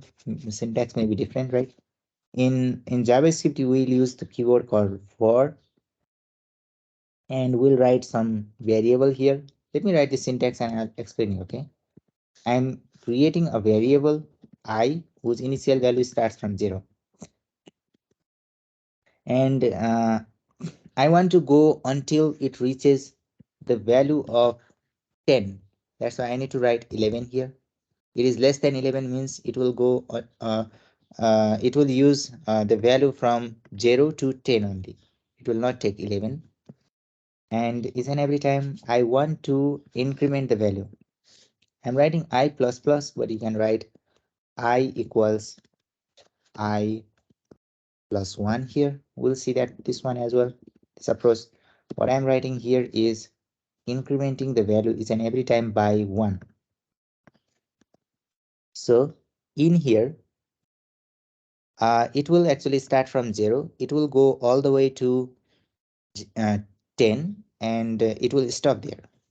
So let me write console log, and I just want to print the value of I here. Value of I. And now I'm running this one, okay? You'll see on the right, we have this value starting from, can I make it? I don't know. I just want to remove this HTML from here. Previously, there was interface to drag it up, but now the interface is changed slightly. The terminal is slightly smaller here. Okay, that's fine. You can see that on the right, we have these values starting from 0. And once it reaches number 10, this loop will stop. It means this is actually executing 11 times, right? Starting from 0. You can write 10 here, and you can say that this loop is now executing 10 times. That's why we can see the value starting from 0 all the way to 9. You can say that this line number 12, is running 10 times here. Not only one time, it is running 10 times. So each and every time, but if you want to see console log, you can write console log and type running something like this, and you'll see each and every time when this loop is executing, you will see running there, and you'll see this running text 10 times. This is the very basic or legacy, you can say, or traditional. Why am I saying this keyword? Because we are not using this syntax most of the time in React. We will use alternatives, looping syntax instead of this for loop. Okay, but this is the syntax for loop. You will write the keyword called for, and inside this, and you will start this opening and closing parenthesis, and inside this parenthesis, you will define your condition. So what is the variable you want to create? You can create any variable name here, okay? And what is the initial value you want to start? You can start any initial value as well. Let's say I want to start from number 5. So how many times you want to actually run this loop, or until it reaches to what number here? Until it reaches to number 10, we want to actually run this loop, but it will not execute this loop for the value of I, which is 10. It will execute for this loop. It will execute this loop for the value starting from 5, value of I starting from 5, 6, 7, 8, and 9 currently. And you can see this will now execute 5 times. Okay, and we are writing this curly brace here, and inside this curly brace we are writing console log, and we are printing here. Okay, so let's do the same thing in React as well. Do you want to ask me something here? We are now implementing this loop in React, but before doing that, do you want to ask me something?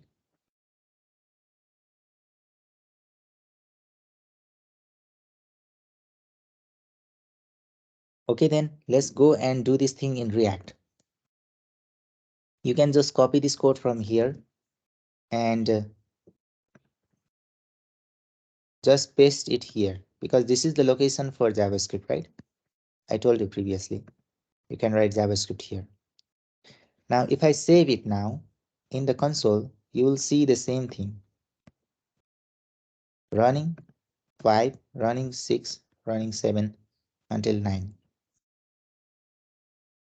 But instead of actually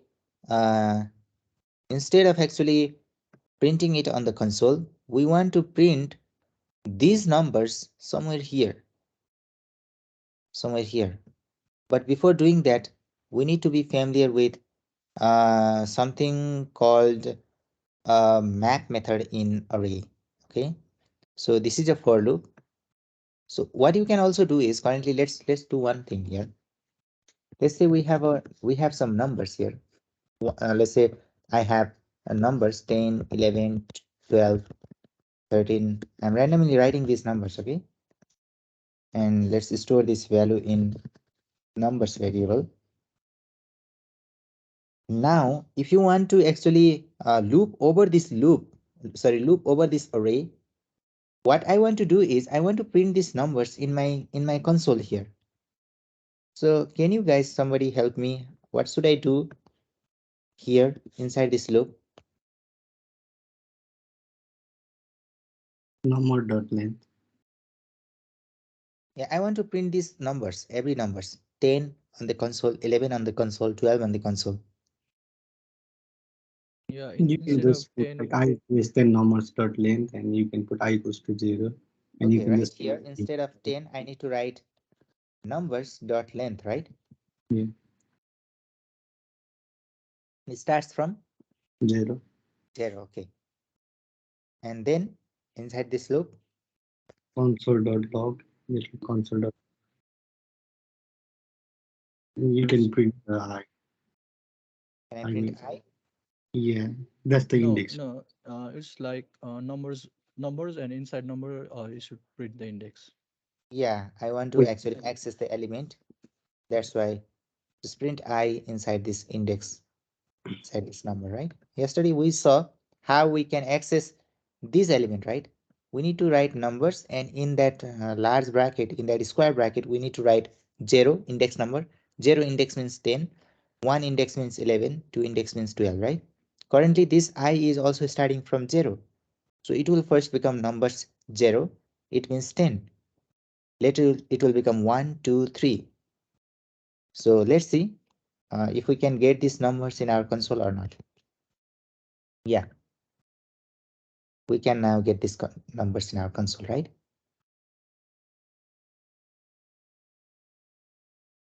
But here what will happen, so if I try to actually print these numbers in my JSX location, this is the location of HTML or JSX. this will print everything in the browser, right? This window. So what do you think, what will happen if I try to print this array directly here on the HTML location?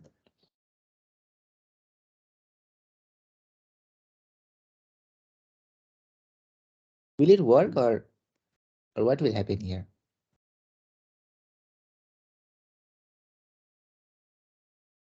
I might just list them 10 through 14 as text. Yeah, the numbers will be printed as a text, right? 10, 11, 12, 13, 14. Let's see. It is somehow printing it. But all these numbers are concatenated here, right? This is not what we want. We want to print this number 10, number 11, number 12, number 13, 14 in vertically somewhere. Let's say that we want those in box. For example, let me create a box here, a small box. Box means implementing it with div tag. So here I want to print these numbers. Still they are within the same box. I want them in the different box actually. I can write this box here, and I need to give it a class first.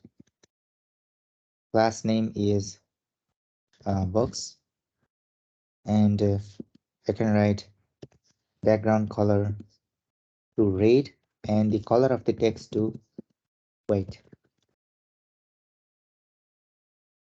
They are actually located within the same box. So let's say that width is 100 pixel. Can you see? I want them to be printed in the different box here. Number 10 in one box, number 11 in another box, number 12 in another box.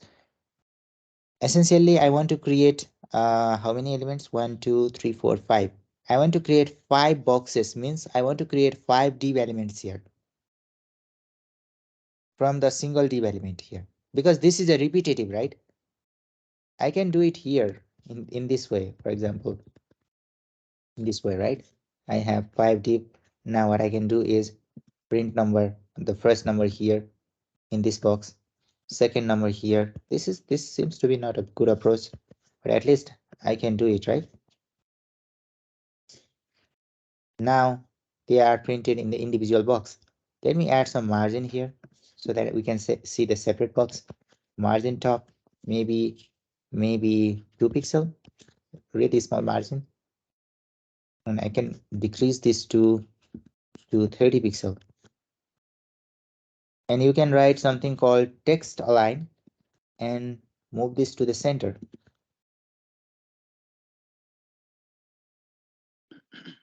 Now I have 10, 11, 12 printed on the different box.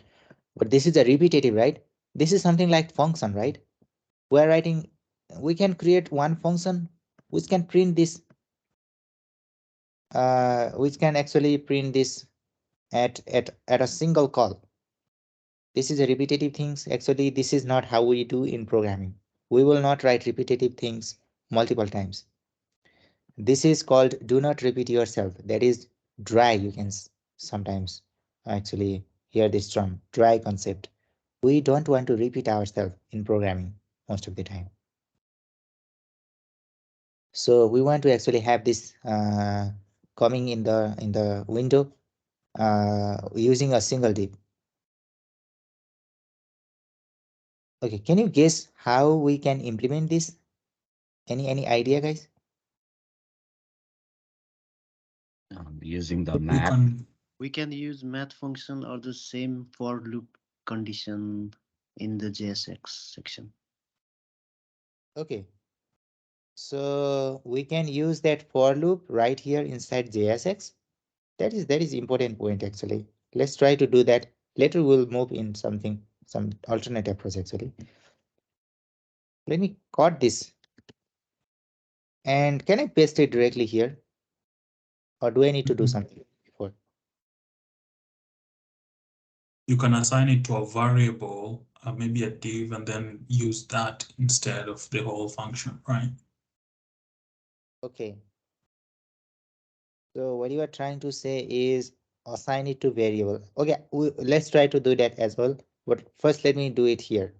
Let me try to write for loop here. Can I write this syntax directly here in this location? So what is this location actually? Is it the location of JavaScript? No, it's JSX. It means we cannot write JavaScript here, right? Directly. What what can we do to write JavaScript here? Curly braces. Curly brace. Let's try to do that one. So inside this curly brace, I'm going to paste it. Once again, it is showing me error here.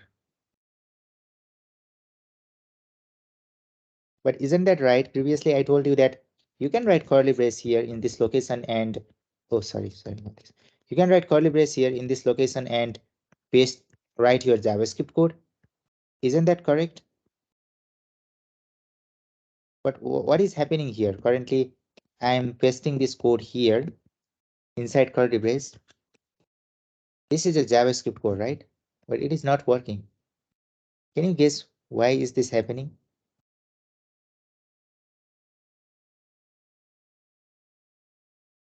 Previously, we just used to call the function, right, from the curly braces. But Yeah, in here, function. you are defining like whole function. I mean the loop. Yeah, but at least these are both JavaScript, isn't they? Aren't they? Yeah, Can't we I write think JavaScript syntax here?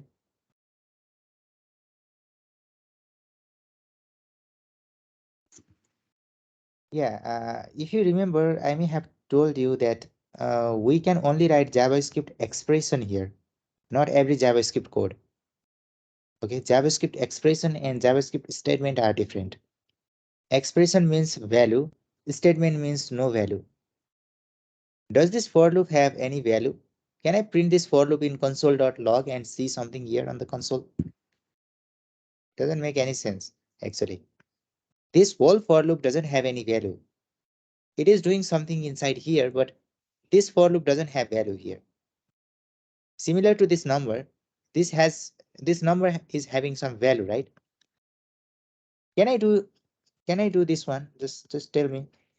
Can I write const result and store something coming from this for loop?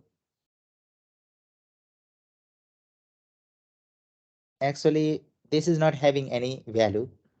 I cannot actually store anything coming from here. This is actually not a valid expression, JavaScript. So expression will only have the value. This is not an expression, this is a statement. This is a statement. For loop is a statement. So if else block conditions that we previously wrote, that is also a statement. If I write if true, then console log hello. It is creating some side effect actually. This is the term you will hear most of the time in React. What is the side effect? Side effect means it is actually trying to print this message on the console, on the browser console here. That is the side effect it is creating. Creating an effect externally. It is creating some effect here. But it itself do not have any value. I cannot do const output. I cannot actually store something coming from this line of code because this is a statement, not an expression. I cannot store the value coming from the statement. Statement do not have their value, actually. Only expression will have. This is an expression, actually. That's why it is having some value. But this is not expression. So I can only write expression here inside curly brace, not a statement, okay? I cannot write if else block here. I cannot write for loop here. I cannot write create a function directly here. All right, is that fine, everyone? So these are two different terms, expression and a statement. Expression will have some value, okay? Statement will not have. So guys, what is this line number 5? Is it the statement or expression? The line number 5, whatever I'm selecting here. Statement. Is this a statement? Yeah, express. Expression. Expression. So if this is an expression, whatever I am selecting here, just copy this code and put this in console log. You will see the value on the console. If this is expression, can I do this? It's saying invalid syntax here. Will it give me some value? Pasting this code in console log. What do you think?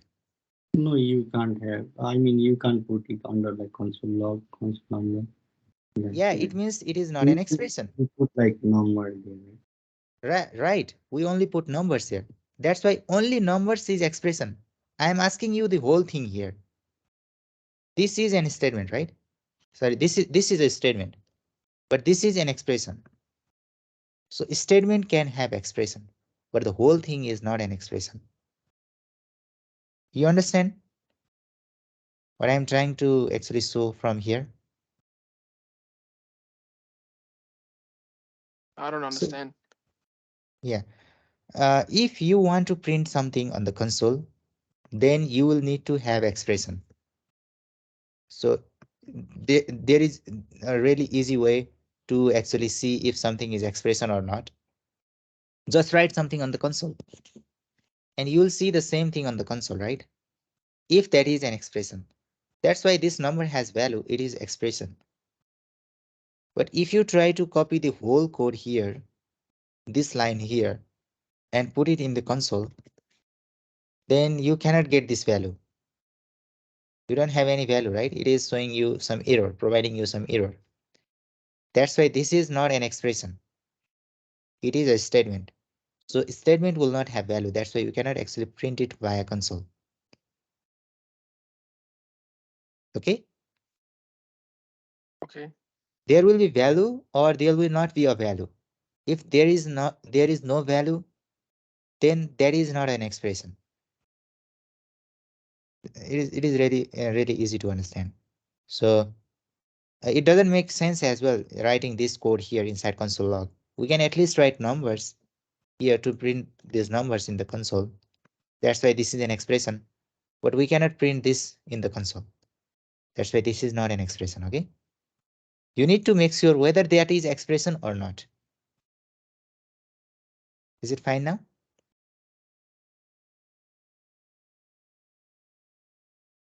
This syntax here is not valid actually.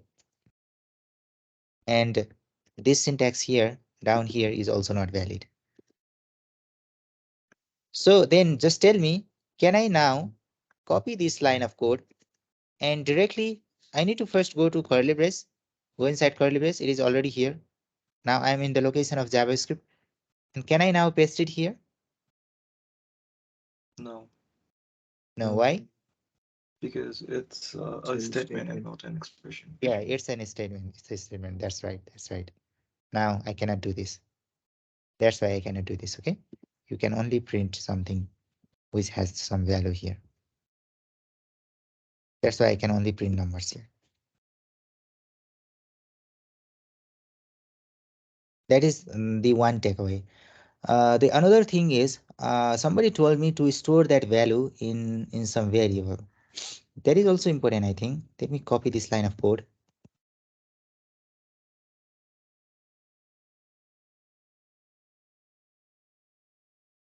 Cannot actually put it in some variable.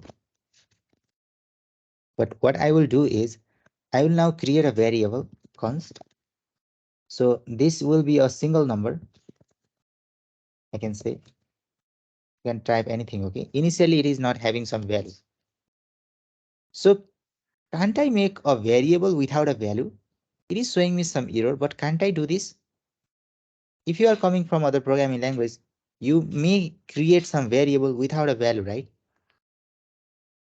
Yeah, you can assign Yes. like 0 or null. And No, I don't want to assign 0 or null. I just want to I just want to have a name only. you can write like, I don't know, like in JavaScript, you can like variable, variable single number. When you write that. Oh, this is a number. It is not actually available in JavaScript. That is a disadvantage of JavaScript. That's why later we'll learn TypeScript to implement this. In C programming, if you are coming from C programming or Java, you may have seen that we need to tell whether that variable is a number or a string, right? Yeah. But not here, not in JavaScript. JavaScript will automatically understand. We don't have to actually say JavaScript, hey JavaScript, this is a number. JavaScript will understand whether it is a number or not by seeing its value. But currently we are not trying to give a value to a variable. Then isn't it possible to do?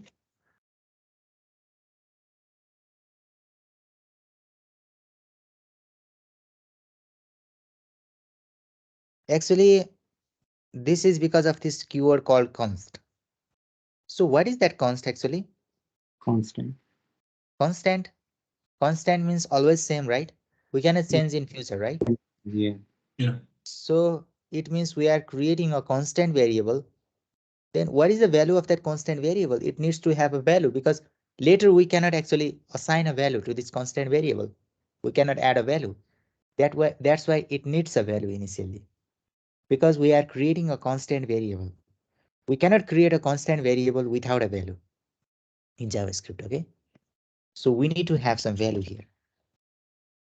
But I told you that I want to create a variable without a value. That's why you cannot do it with const keyword, but you can do it with let keyword. You can write let and create a variable without a value. Now this is a variable without a value. Now what type of variable is this? Is it a number or a string? Can I write single number and provide a value of number 10? Yeah, you can write that big. You just assign a value. So now if you just write type of it, will say like it's going to be number, right? It's going to be a number. Yeah. That's why I told you that previously in JavaScript, JavaScript is loosely typed. That's why it is previously it is not a number. Currently now it is a number. Later I can say that single number is hello. Now it is a string. It will work in JavaScript. So it will create some confusion if you are from other programming language, but JavaScript is dynamically typed. You can say loosely typed. It will change its type depending upon the value. Currently on line number 9, it is storing number. Now here it is storing string.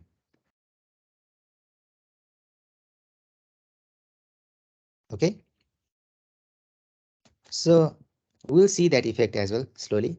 Later we'll implement TypeScript to strictly type something in JavaScript. Now this is a single number without a value. Now we will actually update this value from here. Okay. So what we will do is single number equals numbers I. So what is happening with this line? Can somebody explain from line number 20? You're assigning single number value and putting it. I'm number side. assigning a single number to this value, right? What is this value actually? Is it the same or is it changing? It keeps on changing. Keeps on changing. So let me print single number here outside of this loop, okay? Outside of this loop.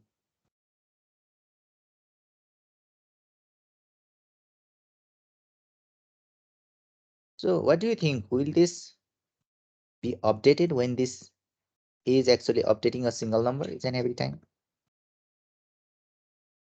I No, I think you'll think get the Last last number will one. be shown. Yeah. 14. Okay, let's see. We are getting the last one only. But we need to get this variable each and every time, right? 10, 11, 12, 13, 14. But what it is happening here is overwriting it each and every time, right? So such kind of effect we will implement later in a state in React. Okay. Now, if you want to now print this single number here, we will only print this last value because it is overwriting each and every time. But I told you that we want to print that all the numbers inside this block, inside that div block, right?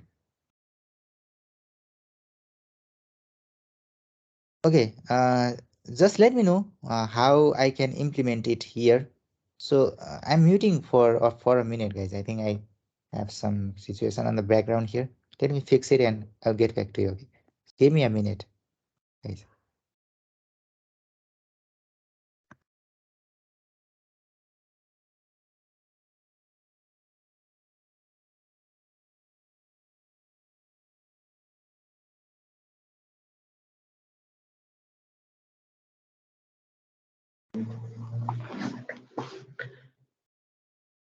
Who had the issue of seeing the small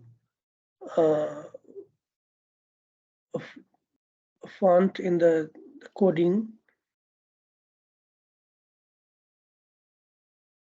I managed to fix it. There is a, after that arrow, like a sharing arrow, there are 3 dots. If you hit the 3 dots, and it shows so the exit full screen and exit, this will make it like a really big full screen size, and it will look up a bigger font. And I was having that issue for long, and finally I saw that.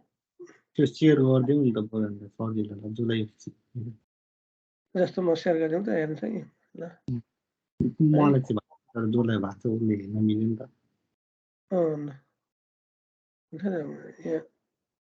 यहाँ share भएको छैन है भएको छैन है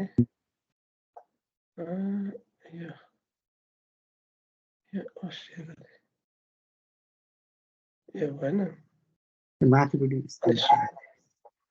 यहाँ यो छ नि यो एरो छ नि 3टा यो यसको यहाँ चाहिँ इन्टर फुल स्क्रिन भन्यो भने यो फुल स्क्रिन भन्छ हैन उसलाई फुल स्क्रिन भयो हैन अनि सर लेखेको क्लियरली देखिन्छ के you can see his font, and those who are using another desktop big screen छ भने त केही प्रब्लम भएन हैन अब जसले डेस्कटप ल्यापटप मात्र प्रयोग गरेको छ युजर विन्डो अब म सानो अक्षर भावनाले देख्नै नसकेर हेर्नु भएको थिएँ कहाँबाट उसलाई माइक्रोसफ्टलाई फिडब्याक दिइसकेपछि त्यस्तो मिस्टेक त गर्नु नपर्ने हो फुल स्क्रिन गर्नु नपर्ने भनेर माइक्रोसफ्टलाई फिडब्याक दिइसकेपछि अनि यसो खोज्दै गएको डेस्कटप एप डाउनलोड गरेर चलाउनुस् न पप आउट भन्ने एउटा त्यो पनि त्यो मैले त्यो पनि अप्सन भयो त्यो पनि गर्न पर्दैन रहेछ कि यही चाहिँ यो 3टा डट छ नि यसको यतापट्टि 3टा डटमा एक्जिट फुल स्क्रिन यो सानो भयो नि सानो स्क्रिन भयो ठुलो बनाउनु पर्यो भने यो फुल स्क्रिन हुन्छ यसै ठ्याक्कै क्लियरली बुझिने अक्षर बन्छ के त्यो समस्या आइरहेको थियो मेरो हाम्रो डेस्कटप एपमा फेरि त्यस्तो राइट क्लिक अप्सन आउँदैन नि त त्यस्तो हो र त्यो ब्राउजरबाट हेर्दाखेरि मात्रै तपाईको राइट क्लिक अभाइलेबल भएको होला नि त न ब्राउजरबाट मैले ब्राउजरबाटै हो हैन यो शेयर बटनको साइडमा अनि मोर एक्सन भनेको छैन मोर एक्सनमा क्लिक गर्यो भने अनि यहाँ देखाउँदो रहेछ के धेरै अप्सनहरु एक्जिट फुल स्क्रिन भनेको मैले फुल स्क्रिन युज गर्दै भने सानो भइहाल्छ यो माइक्रोसफ्टलाई कुरा गर्नुभयो सपोर्टमा अनि मैले माइक्रोसफ्टमा फिडब्याक दिन मिल्छ के यो हेल्प भन्ने छ नि गुगलमा यसो किबोर्ड युज गर्नु भए ठ्याक्कै सल्युसन दिन्थ्यो होला नि त त्यो हो मैले पहिला यहाँ गिभ फिडब्याक भन्ने छ त्यहाँ फिडब्याक माइक्रोसफ्टलाई फिडब्याक दिइसकेपछि अनि फेरि यस्तो त नहुनु पर्ने यत्रो एप बनाउने मान्छेले फुल स्क्रिन गर्नुपर्छ भने थाहा त नहुने त नहुनु पर्ने भनेर यसो खोज्दै गरेको त्यही रहेछ के अनि फिडब्याक दिइसकेपछि बल्ल त थाहा भयो मलाई यहाँ रहेछ भनेर गुगललाई पनि सबै थाहा पाउनु पर्ने गुगललाई गुगलमा गरिन त्यो कुरा यही हुनुपर्ने भनेर हेर्यो यही सबै बटन हेर्यो देखिँदैन कहाँबाट फुल स्क्रिन गर्ने होला भनेर हेरिन्छ Great. That's great. Thank you. धन्यवाद Arigato. Arigato.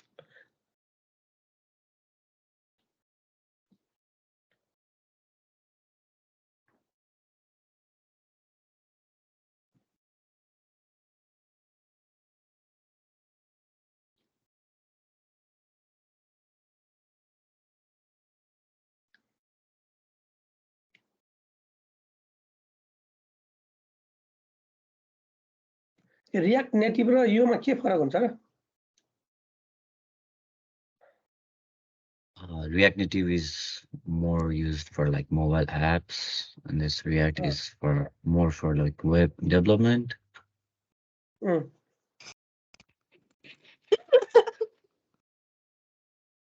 And with the React Native, you can like code cross-platform, like for Android and iOS at once, using the same code base. Oh. So you're well versed in React Native already.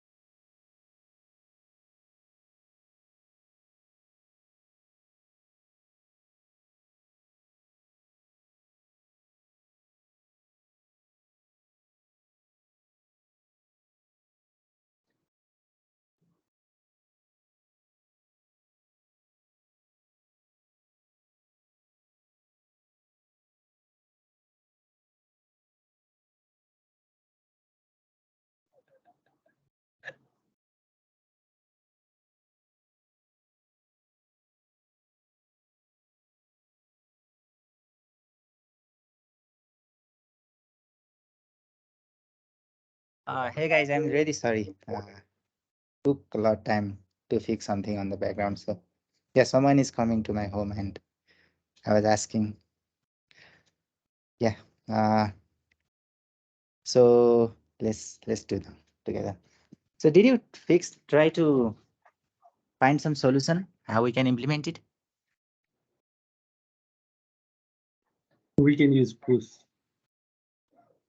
Oh, push method to push Yeah. something to an array. Yeah. But how can we print that div, each and every div here? Currently, we only have a single div, right? No, I mean, at first, like single number dot push number, right? So if you do it on the for loop, and later on, if you just print single number, then I think like it will print, right? Okay, let's see. What happens here? Box. Oh, not a box. Actually, it is a div. Yeah, sorry. And I think we have some.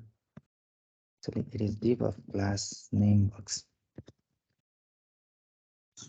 Yeah, you told me that I will push from this for loop, right? Yeah. Pushing from for loop will create another array, isn't it? Yeah, it's exactly the same like numbers. It will create the same thing like numbers. Same thing. Single numbers will be another array. So it will create same situation once again. It will actually print all of this here.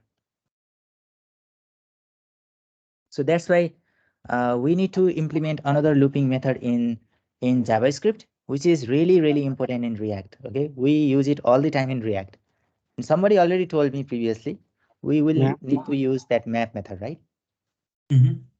Yeah, that is what we need to use. So I'm telling you, there are many methods associated with an array, but how can you make sure what are the methods available there? Just print your array. Just print this array to your console. Right? We have this this array here. And just expand it. We have elements with their corresponding index number here, right? But we also have some more information here. Can you see? We have length. That's why we are able to use length here. It is coming from here, actually. But the very most important thing is we have something called prototype here. So these are the things which are already defined in JavaScript, which are under prototype, okay? There you will find all of the functions or methods available. Previously, we used something called pop, push, right, yesterday. But here you can also see map method available. So here are all the methods which are available with an array. Later we will try to use others as well. But currently we want to use this method. Method means functions. To use any method from your your prototype chain here, you will actually need to see if that is a function or not. You will see f keyword here, means that is a function. So what you need to do is just use this method dot map and use parentheses to call that function. Now we are going to use this map method, not here, but within this location right here. Okay. So I told you that here we can only write expression. That map method will give you something which is a value. That's why that will become an expression. Okay.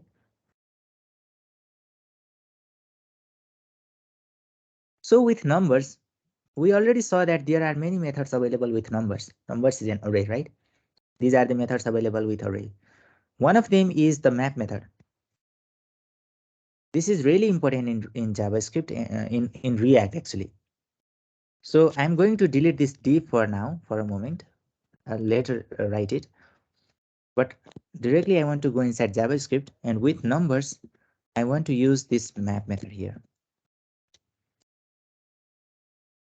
So map method is slightly complex to use initially, but you will become familiar eventually with this one, okay? So inside this map method, we need to actually write our function one more time. We can write function in three ways. One way is function declaration, another way is function expression, and the third way is an arrow function, right? Let me do it one here. We can create some arrow function by just storing it in some variable, right? Let me store in the result variable, and we can write this parenthesis. This is the syntax of arrow function, right? Is it correct? Am I correct? Yes. Yes. So once again, we can also write function result, and this is the syntax of function declaration, right? Yes. And we have finally, we need to store it in another variable, new result. We cannot create two same variable in JavaScript actually. And can write function here. And this is the syntax of function expression. We have these three syntax to create a function. We can use any of the syntax. Most of the time I recommend using this one, but we can use any of them. And we need to write function here inside this parenthesis. But make sure that you will not write the name of the function there, because it doesn't make any sense writing name of the function. We'll later become familiar with that concept. That's why I'm going to remove name from here, okay? I'm going to remove name from arrow function. Name removed. Name from function declaration, only this part, okay? And name from this function expression as well. I'm removing this whole part. These two syntax become similar now. Now we can write any of them. Okay. Now we have these two syntax available. So we can either use this one or use this one inside here. Okay, I'm going to use the first one or the second one. Let me use the second one. Later I will use the first one because that is the default one that we want to use later. Let me use this one first. So I'm writing this part here. That is a function, this syntax, and that is absolutely valid syntax. We can see we don't have any error here. Okay, this is the syntax that you want to write inside a function. Actually, this is called higher order function. There is one function inside another function. Map is already a function. Once again, we're writing another function in there. And this is the syntax we want to follow here, okay? And now inside this curly brace, actually, we will write that div syntax here. We want to return something from here, okay? Let me quickly return and you'll see expected results somehow similar on the screen. You need to write return, otherwise it is not going to work here. Return, and now I will return something from here. Now this function is not accepting anything here, right? What is this location called? Currently my cursor is within that parenthesis. What is this location called actually? Parameters or Parameters. So we don't have any parameters here. We need to accept some parameters. You can write any name here, ABCDI. You can write number as well. I'm going to write item here. Okay, you can write any name here. And this will actually point to each and every individual elements inside an array. It will first point to 10, later it will point to 11, 12, 13, and 14. Actually, this is a loop. It will loop over this element and point to each and every element of that array. Okay, so now here I'm going to return that item. And let's see on our browser. This is similar to previous one that we printed our array directly, right? Somehow similar, right? But now we can do we can go one step up here. Instead of writing item there, I want to create a div element because this is the location of JavaScript. JSX. Remember, the whole location is JSX. I can create JSX anytime here within JavaScript as well. So I can now create JSX means HTML. Okay, I can create HTML here anytime. Currently, I'm in the location of JavaScript. I can create HTML within JavaScript as well. So here I want to actually print that item. Currently, I am inside JSX once again. Can I write item directly here, guys? Yeah. Will it work? Is it the location of JavaScript? This item is JavaScript, right? Item is coming from this function. Yeah, we need to write curly brace one more time to go inside JavaScript. So we will switch back and forth from JavaScript to HTML or JSX, or from HTML to JavaScript. Okay, so let's see. Let me save now. Now can you see? These are coming in individual line now. Because it has created 5 div elements. Let's verify from element tab. Can you see we have 1, 2, 3, 4, 5 div elements here created dynamically for us, right? So we are one step away. Let me apply a class here, and that class is a box. Now we can see 5 boxes created from a single div element using this map method. And this is really important syntax in React actually. Okay. So essentially, it has actually looped over this array, actually looped over this array and printed those array in this HTML location using this map method. Map method returns whatever you are writing here each and every time. Currently, we are returning JSX from here. So this whole is actually a value. That's why we can write it, this syntax here. Previously, this was not a value. This was a statement, but this is providing us a value. That value is coming from here. But remember, guys, if you do not write return statement here, it is not going to work. If I save now, this is not working. Okay. There will be one error on the console, but let's see, there will be one thing that we are interested in the console. Okay, currently I can see no error is printed here. Maybe that is because of that strict mode disable. Let me see. We need to see some error regarding key, but it's not there. We'll try to fix, or we'll try to see what is there that we can write as well. But this is because of that return statement. We don't have that return statement. That's why we cannot see anything here. But let me write that return statement. Maybe we can see some error here on the console. Return and save it. Now, can you see we have some warning or error here? Actually, that is a warning provided by React.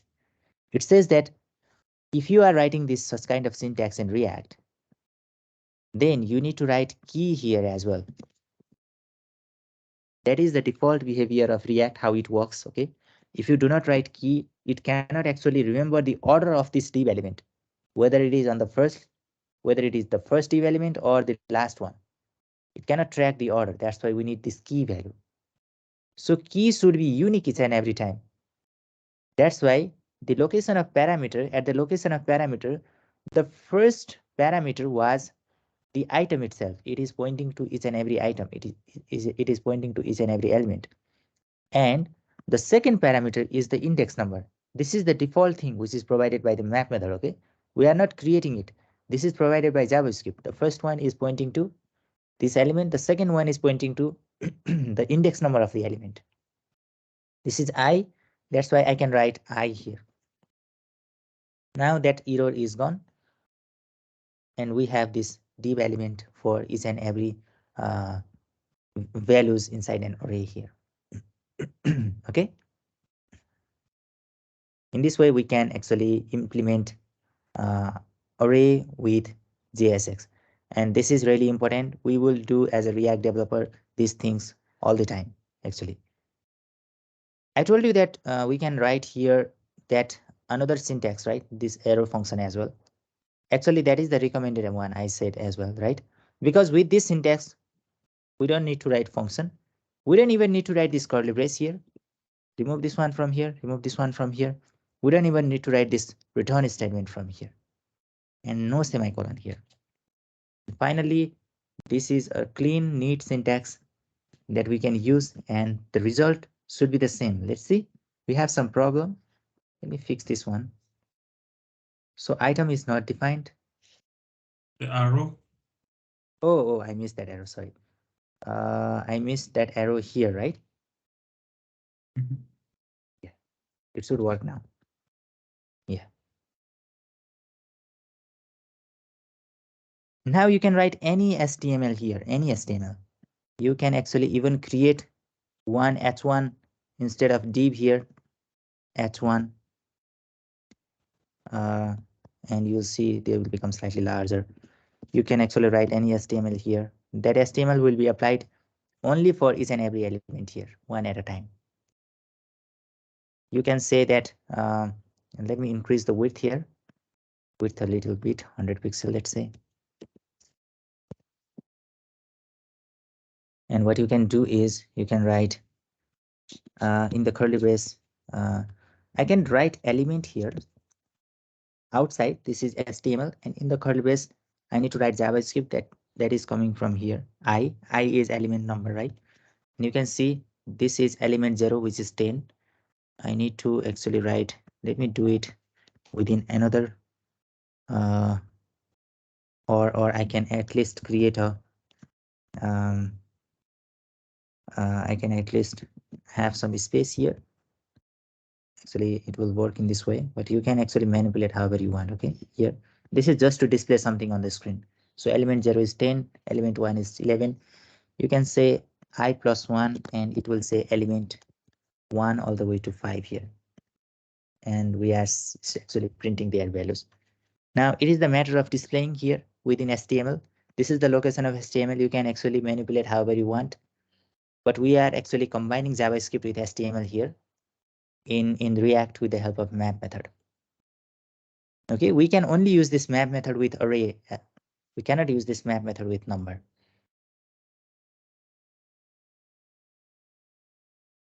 Okay, guys, is it slightly complex to you?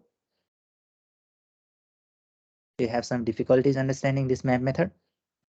Was it necessary for us to remove the name of the function? Sorry, can you repeat again? Yes. You mentioned it yesterday that we have 3 ways of defining a function, right? Function function declaration, function expression, and arrow function. And you listed it like in line number 19 and 20, and like while you were trying to use it as a callback inside the parameter of the map function, you removed the name of the function, right? Was it necessary for us to remove the name of the function before using it as a callback parameter for map? Yeah, that is really important, actually, name as well that you mentioned, callback, and regarding naming convention as well. Actually, this is also called a callback function. It is called callback because it will be automatically called by this map method. That's why do we need to write a name? We need name if we want to call ourselves, right? We need name to a function if we want to call ourselves. But this function right here will be called by this map method. We don't need to call ourselves. That's why we don't need any name there. Okay, you got my point? Yes, thank you. Yeah, we will not write any name here. This is a callback function. It will be called by this map method. Whenever you create a function, it needs to be called. Otherwise, if you make a function, it will not be executed, right? That's why now we are writing a function here. It will be called by the map method, not by ourselves. That's why we don't need to write a name, because map method will understand what is the function that we are writing there.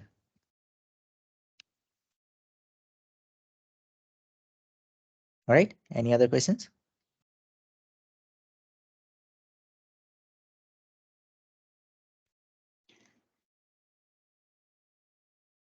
Okay, when I you think said call by ourselves, what do you mean? if you create a function, right, something like function add, this is the add function. This is going to add your numbers. If you accept two number, A and B, if you return the result from here, the function is going to add this number to two numbers together, right? Yeah, yeah. Now, where can I see the result of this function? Where? How can I see the result? Yeah, can you tell me That's how just can you haven't put what A and what B is. You have to put the arguments. yeah, from where I can put what A and what B is? Uh,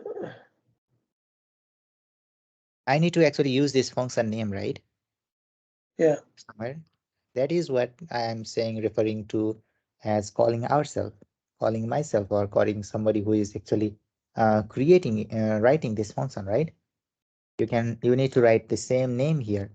And now you need to send two things You from here. call that function Yes, and we add the call this parameters. function. Okay. Yes, we created a function. We called this function. But here, did we call this function? We only Yeah. created. Yeah. Whatever I am highlighting is a function here. This is an arrow function actually. Doesn't have any name. Sometimes it is also referred as a synonym, anonymous function, not a name. It is a callback function. So we are not actually calling this function ourselves. Actually, map method is there to call this function. That's why these parameters here, where are these parameters coming? We haven't passed these parameters, right? Similar to this add method, right? Add function. We have A, B, and we are passing 2, 3. Now A will be 2, B will be 3, right? So we are not passing item and I ourselves, right here. So this will be passed automatically by this map method. Item will be each and every time the index of the array, and I will be the index number of the array. Okay, item will be the index value. Map itself, map function always takes item and I to refer to the parameters. Yes, absolutely correct. Yeah. Okay. So let me copy this one. I'm going to comment this here. So map function will automatically get this value and get this value into item. So currently when this map is a loop, actually it will run 1, 2, 3, 4, 5 times. Whatever I am highlighting here will run 5 times actually. So at first time the item will be 10, I will be 0. That is the index of an array. On the second run, the item will be 11 and I will be 1. Okay, in this way, the items and I are obtained from that array. Value and index, value and index. Value and index number, that's correct, that's correct. Yeah. Yeah. Any other questions? Thank you. So it'll automatically know the index limit, right? From item. Right, right. Yeah. Okay. So just practice the syntax. It is really important actually. That's why I'm spending this time here. So we'll write this syntax most of the time. Also, can we call this a loop too? Yeah, this is a loop actually. This map is a function as well as a loop. Okay, cool. Thank you. Internally, yeah, it is implemented a loop in JavaScript. So we are we are provided a function called map, which we can directly use. Actually, it is a loop. We have other loops as well. Maybe I have this here. We have other loops, like just try to use for each instead of map here and see the difference. If I save it now, it will not work here. But for each is similar to map. There is some difference here. Map is used to print these elements on the screen here, but for each is used to actually create some side effect. Try to use for each and try to learn about for each here. We have for each as well instead of map.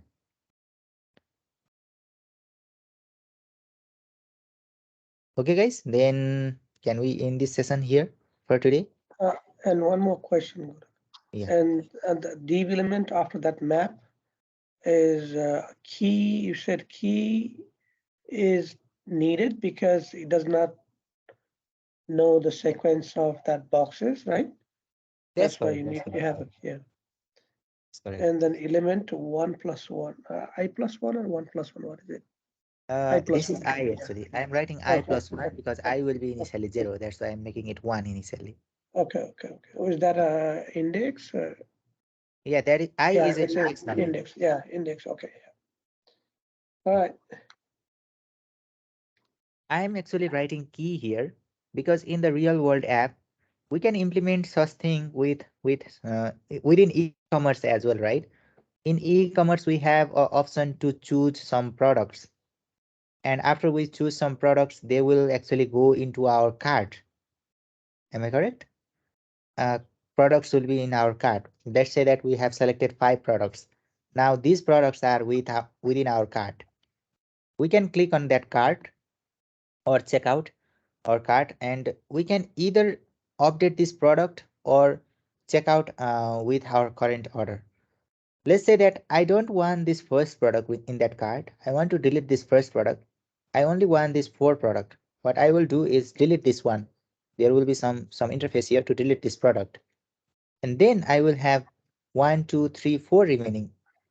And React should know which actually item is deleted.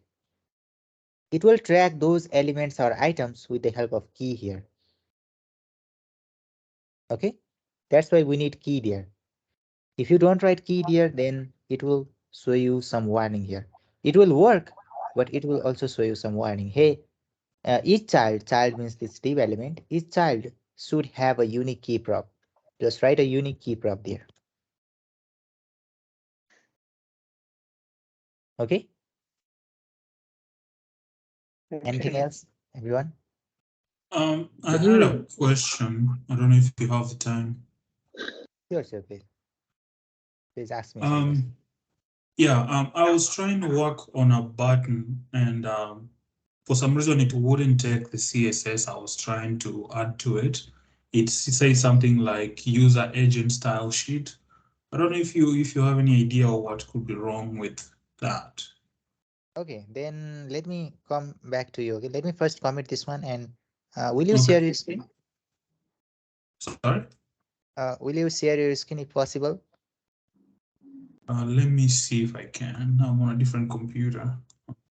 Okay, let me first commit this code here so that you can Okay. Sure.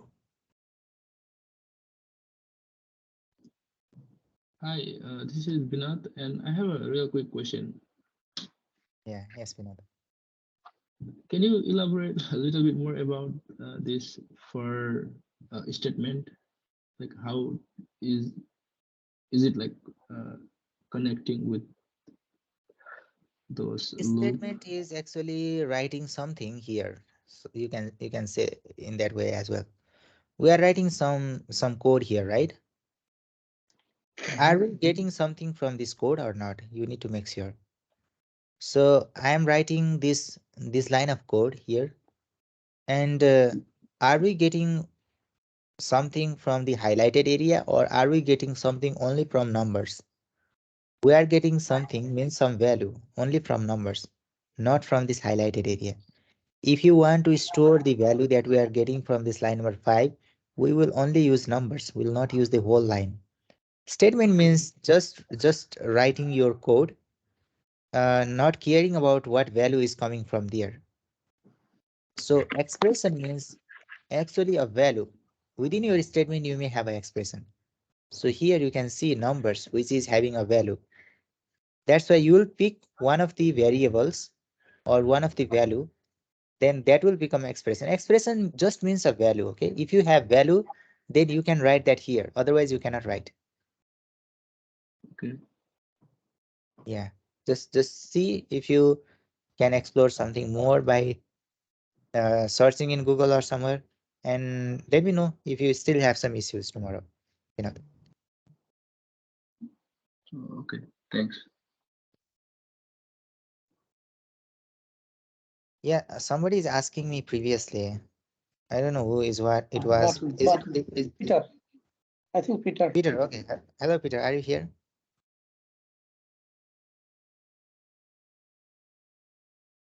I think he went to another computer, maybe to see the screen.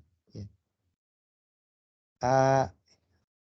Vinod, I think I already accept your question, right?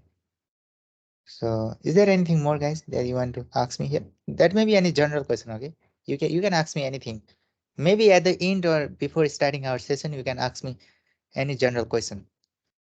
In between our sessions. I'm not connected with your GitHub with the last like FDB4 batch. Is that I didn't provide you my email? That's what it prevented me. Yeah. You need to provide me your GitHub username or your email address. Oh, okay. Okay, just send. So, You can directly send in the chat section right now. okay. Yeah. Okay, hold on. Yeah.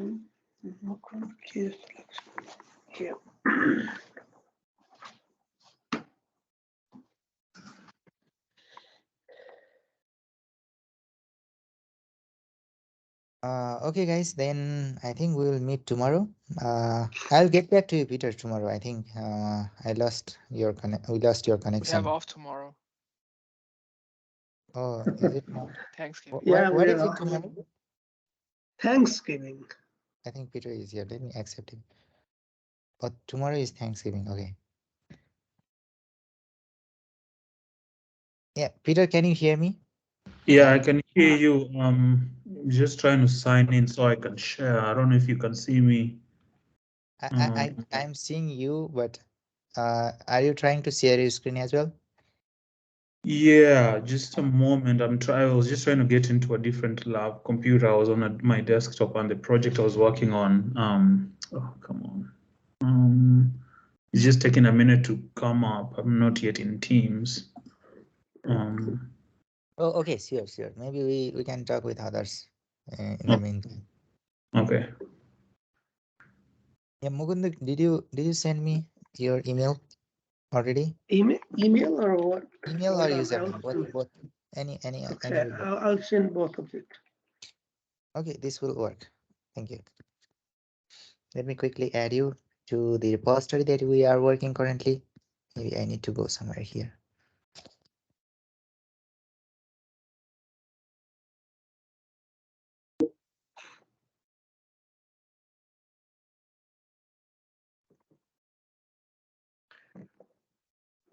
And Oh, okay. It's not underscore dash. It's a Mukund dash Quera dash K. yeah, Mukund K, right?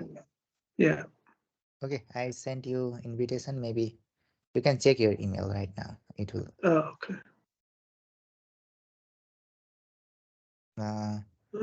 Is there another Baskota? I need to add you as well.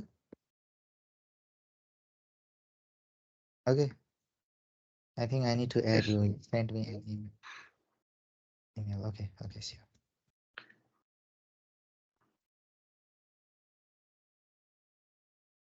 Okay, I added you. Please check your email. I think. Oh, you are already a collaborator. You are already a collaborator. It is BASKOTAJ7. You can access the repository already. Let me know.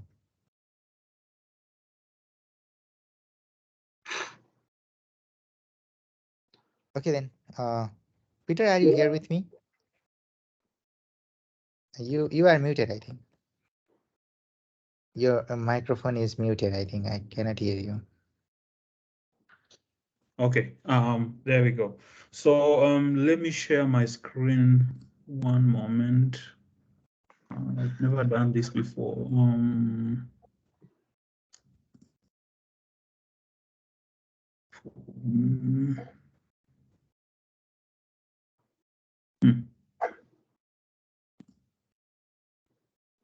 I'm just trying to find the share screen button real quick. Yeah, it will be on the top right, maybe before leave on the Microsoft team. Oh, share, there it is. Okay.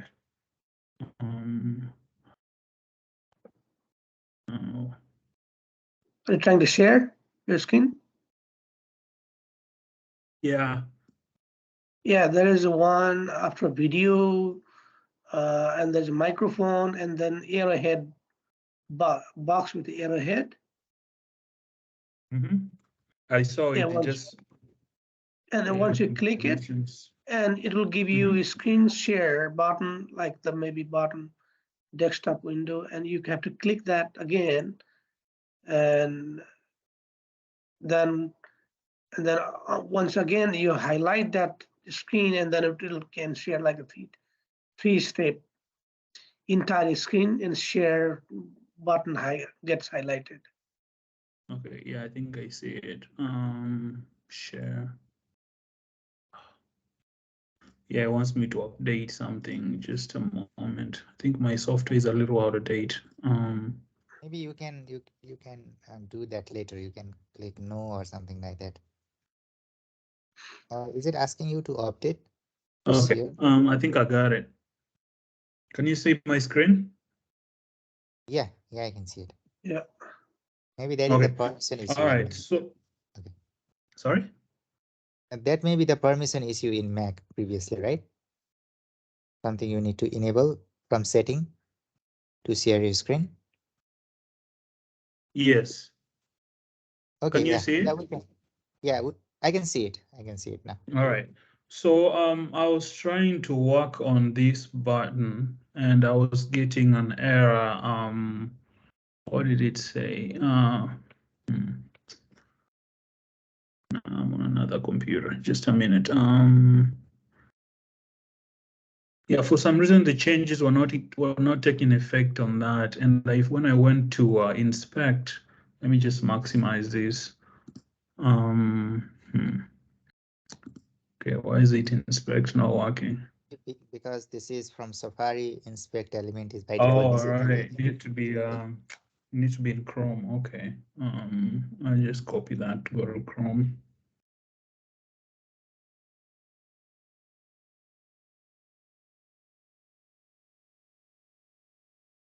Here it is. Right. I was going down here onto the CSS for the button. What is it? That's the one, right? And I was seeing something here that I didn't quite understand. I was trying to move this up. Oh well. Here, user agent style sheets. For some reason, I don't know why these are also appearing here, and I only wanted these. I've seen in the other ones, they are all crossed out. Yeah, they will appear there by default because they are provided by your browser. It doesn't matter actually. Actually, what is the issue that you are facing here because of these styles? Well, initially I was trying to put the effects on the button, but it wouldn't take. But I thought that's part of the reason why it wasn't working.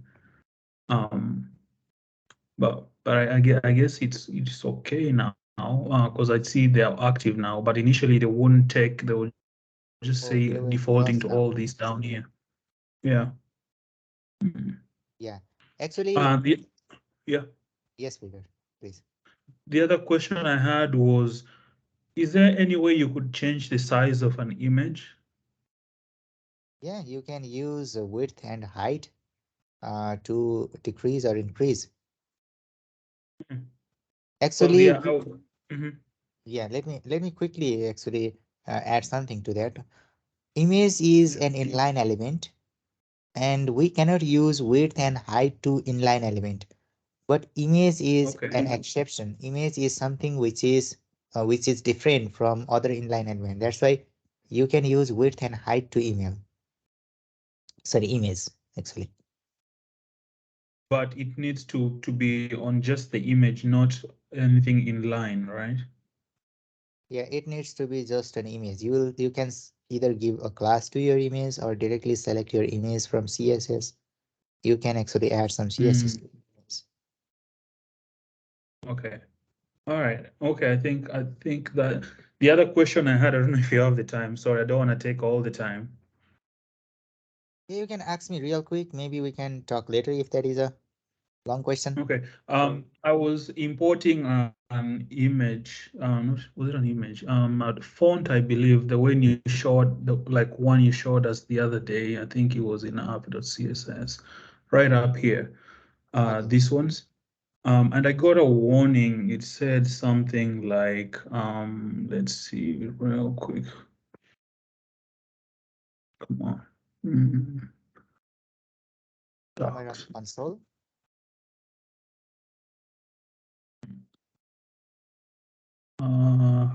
It's somewhere here. Google Docs. Anyway, it was an error that I said that can lead to some other problems. I wish I saw it somewhere here. Maybe on the console. Can you click on the console after elements on the top? Oh, not here. Okay. Yeah, please attach your screenshot if you have. You can actually text me, send it to me directly. Just search my name on Microsoft Team and send your issue. The error. And Okay. yeah. All right. Thank you. Then maybe if you need, we can connect. Otherwise, I'll send you some text and you can fix that one, I think. All right. Thank you. Yeah. Okay. Yeah. Yes. Yeah. All right, everyone. So thank you so much for today. I'll meet you maybe if it is not tomorrow. I'll meet you the day after tomorrow. Then we'll continue this session with JavaScript and React. We usually off on Friday, right? So gonna have Uh, class on yeah, Friday. actually, your Friday will be my Saturday, I think, right? Your Friday. Yeah, we usually are off during your Friday and Saturday. But I don't know if there is some special day tomorrow, then you'll know from Nirus, I think.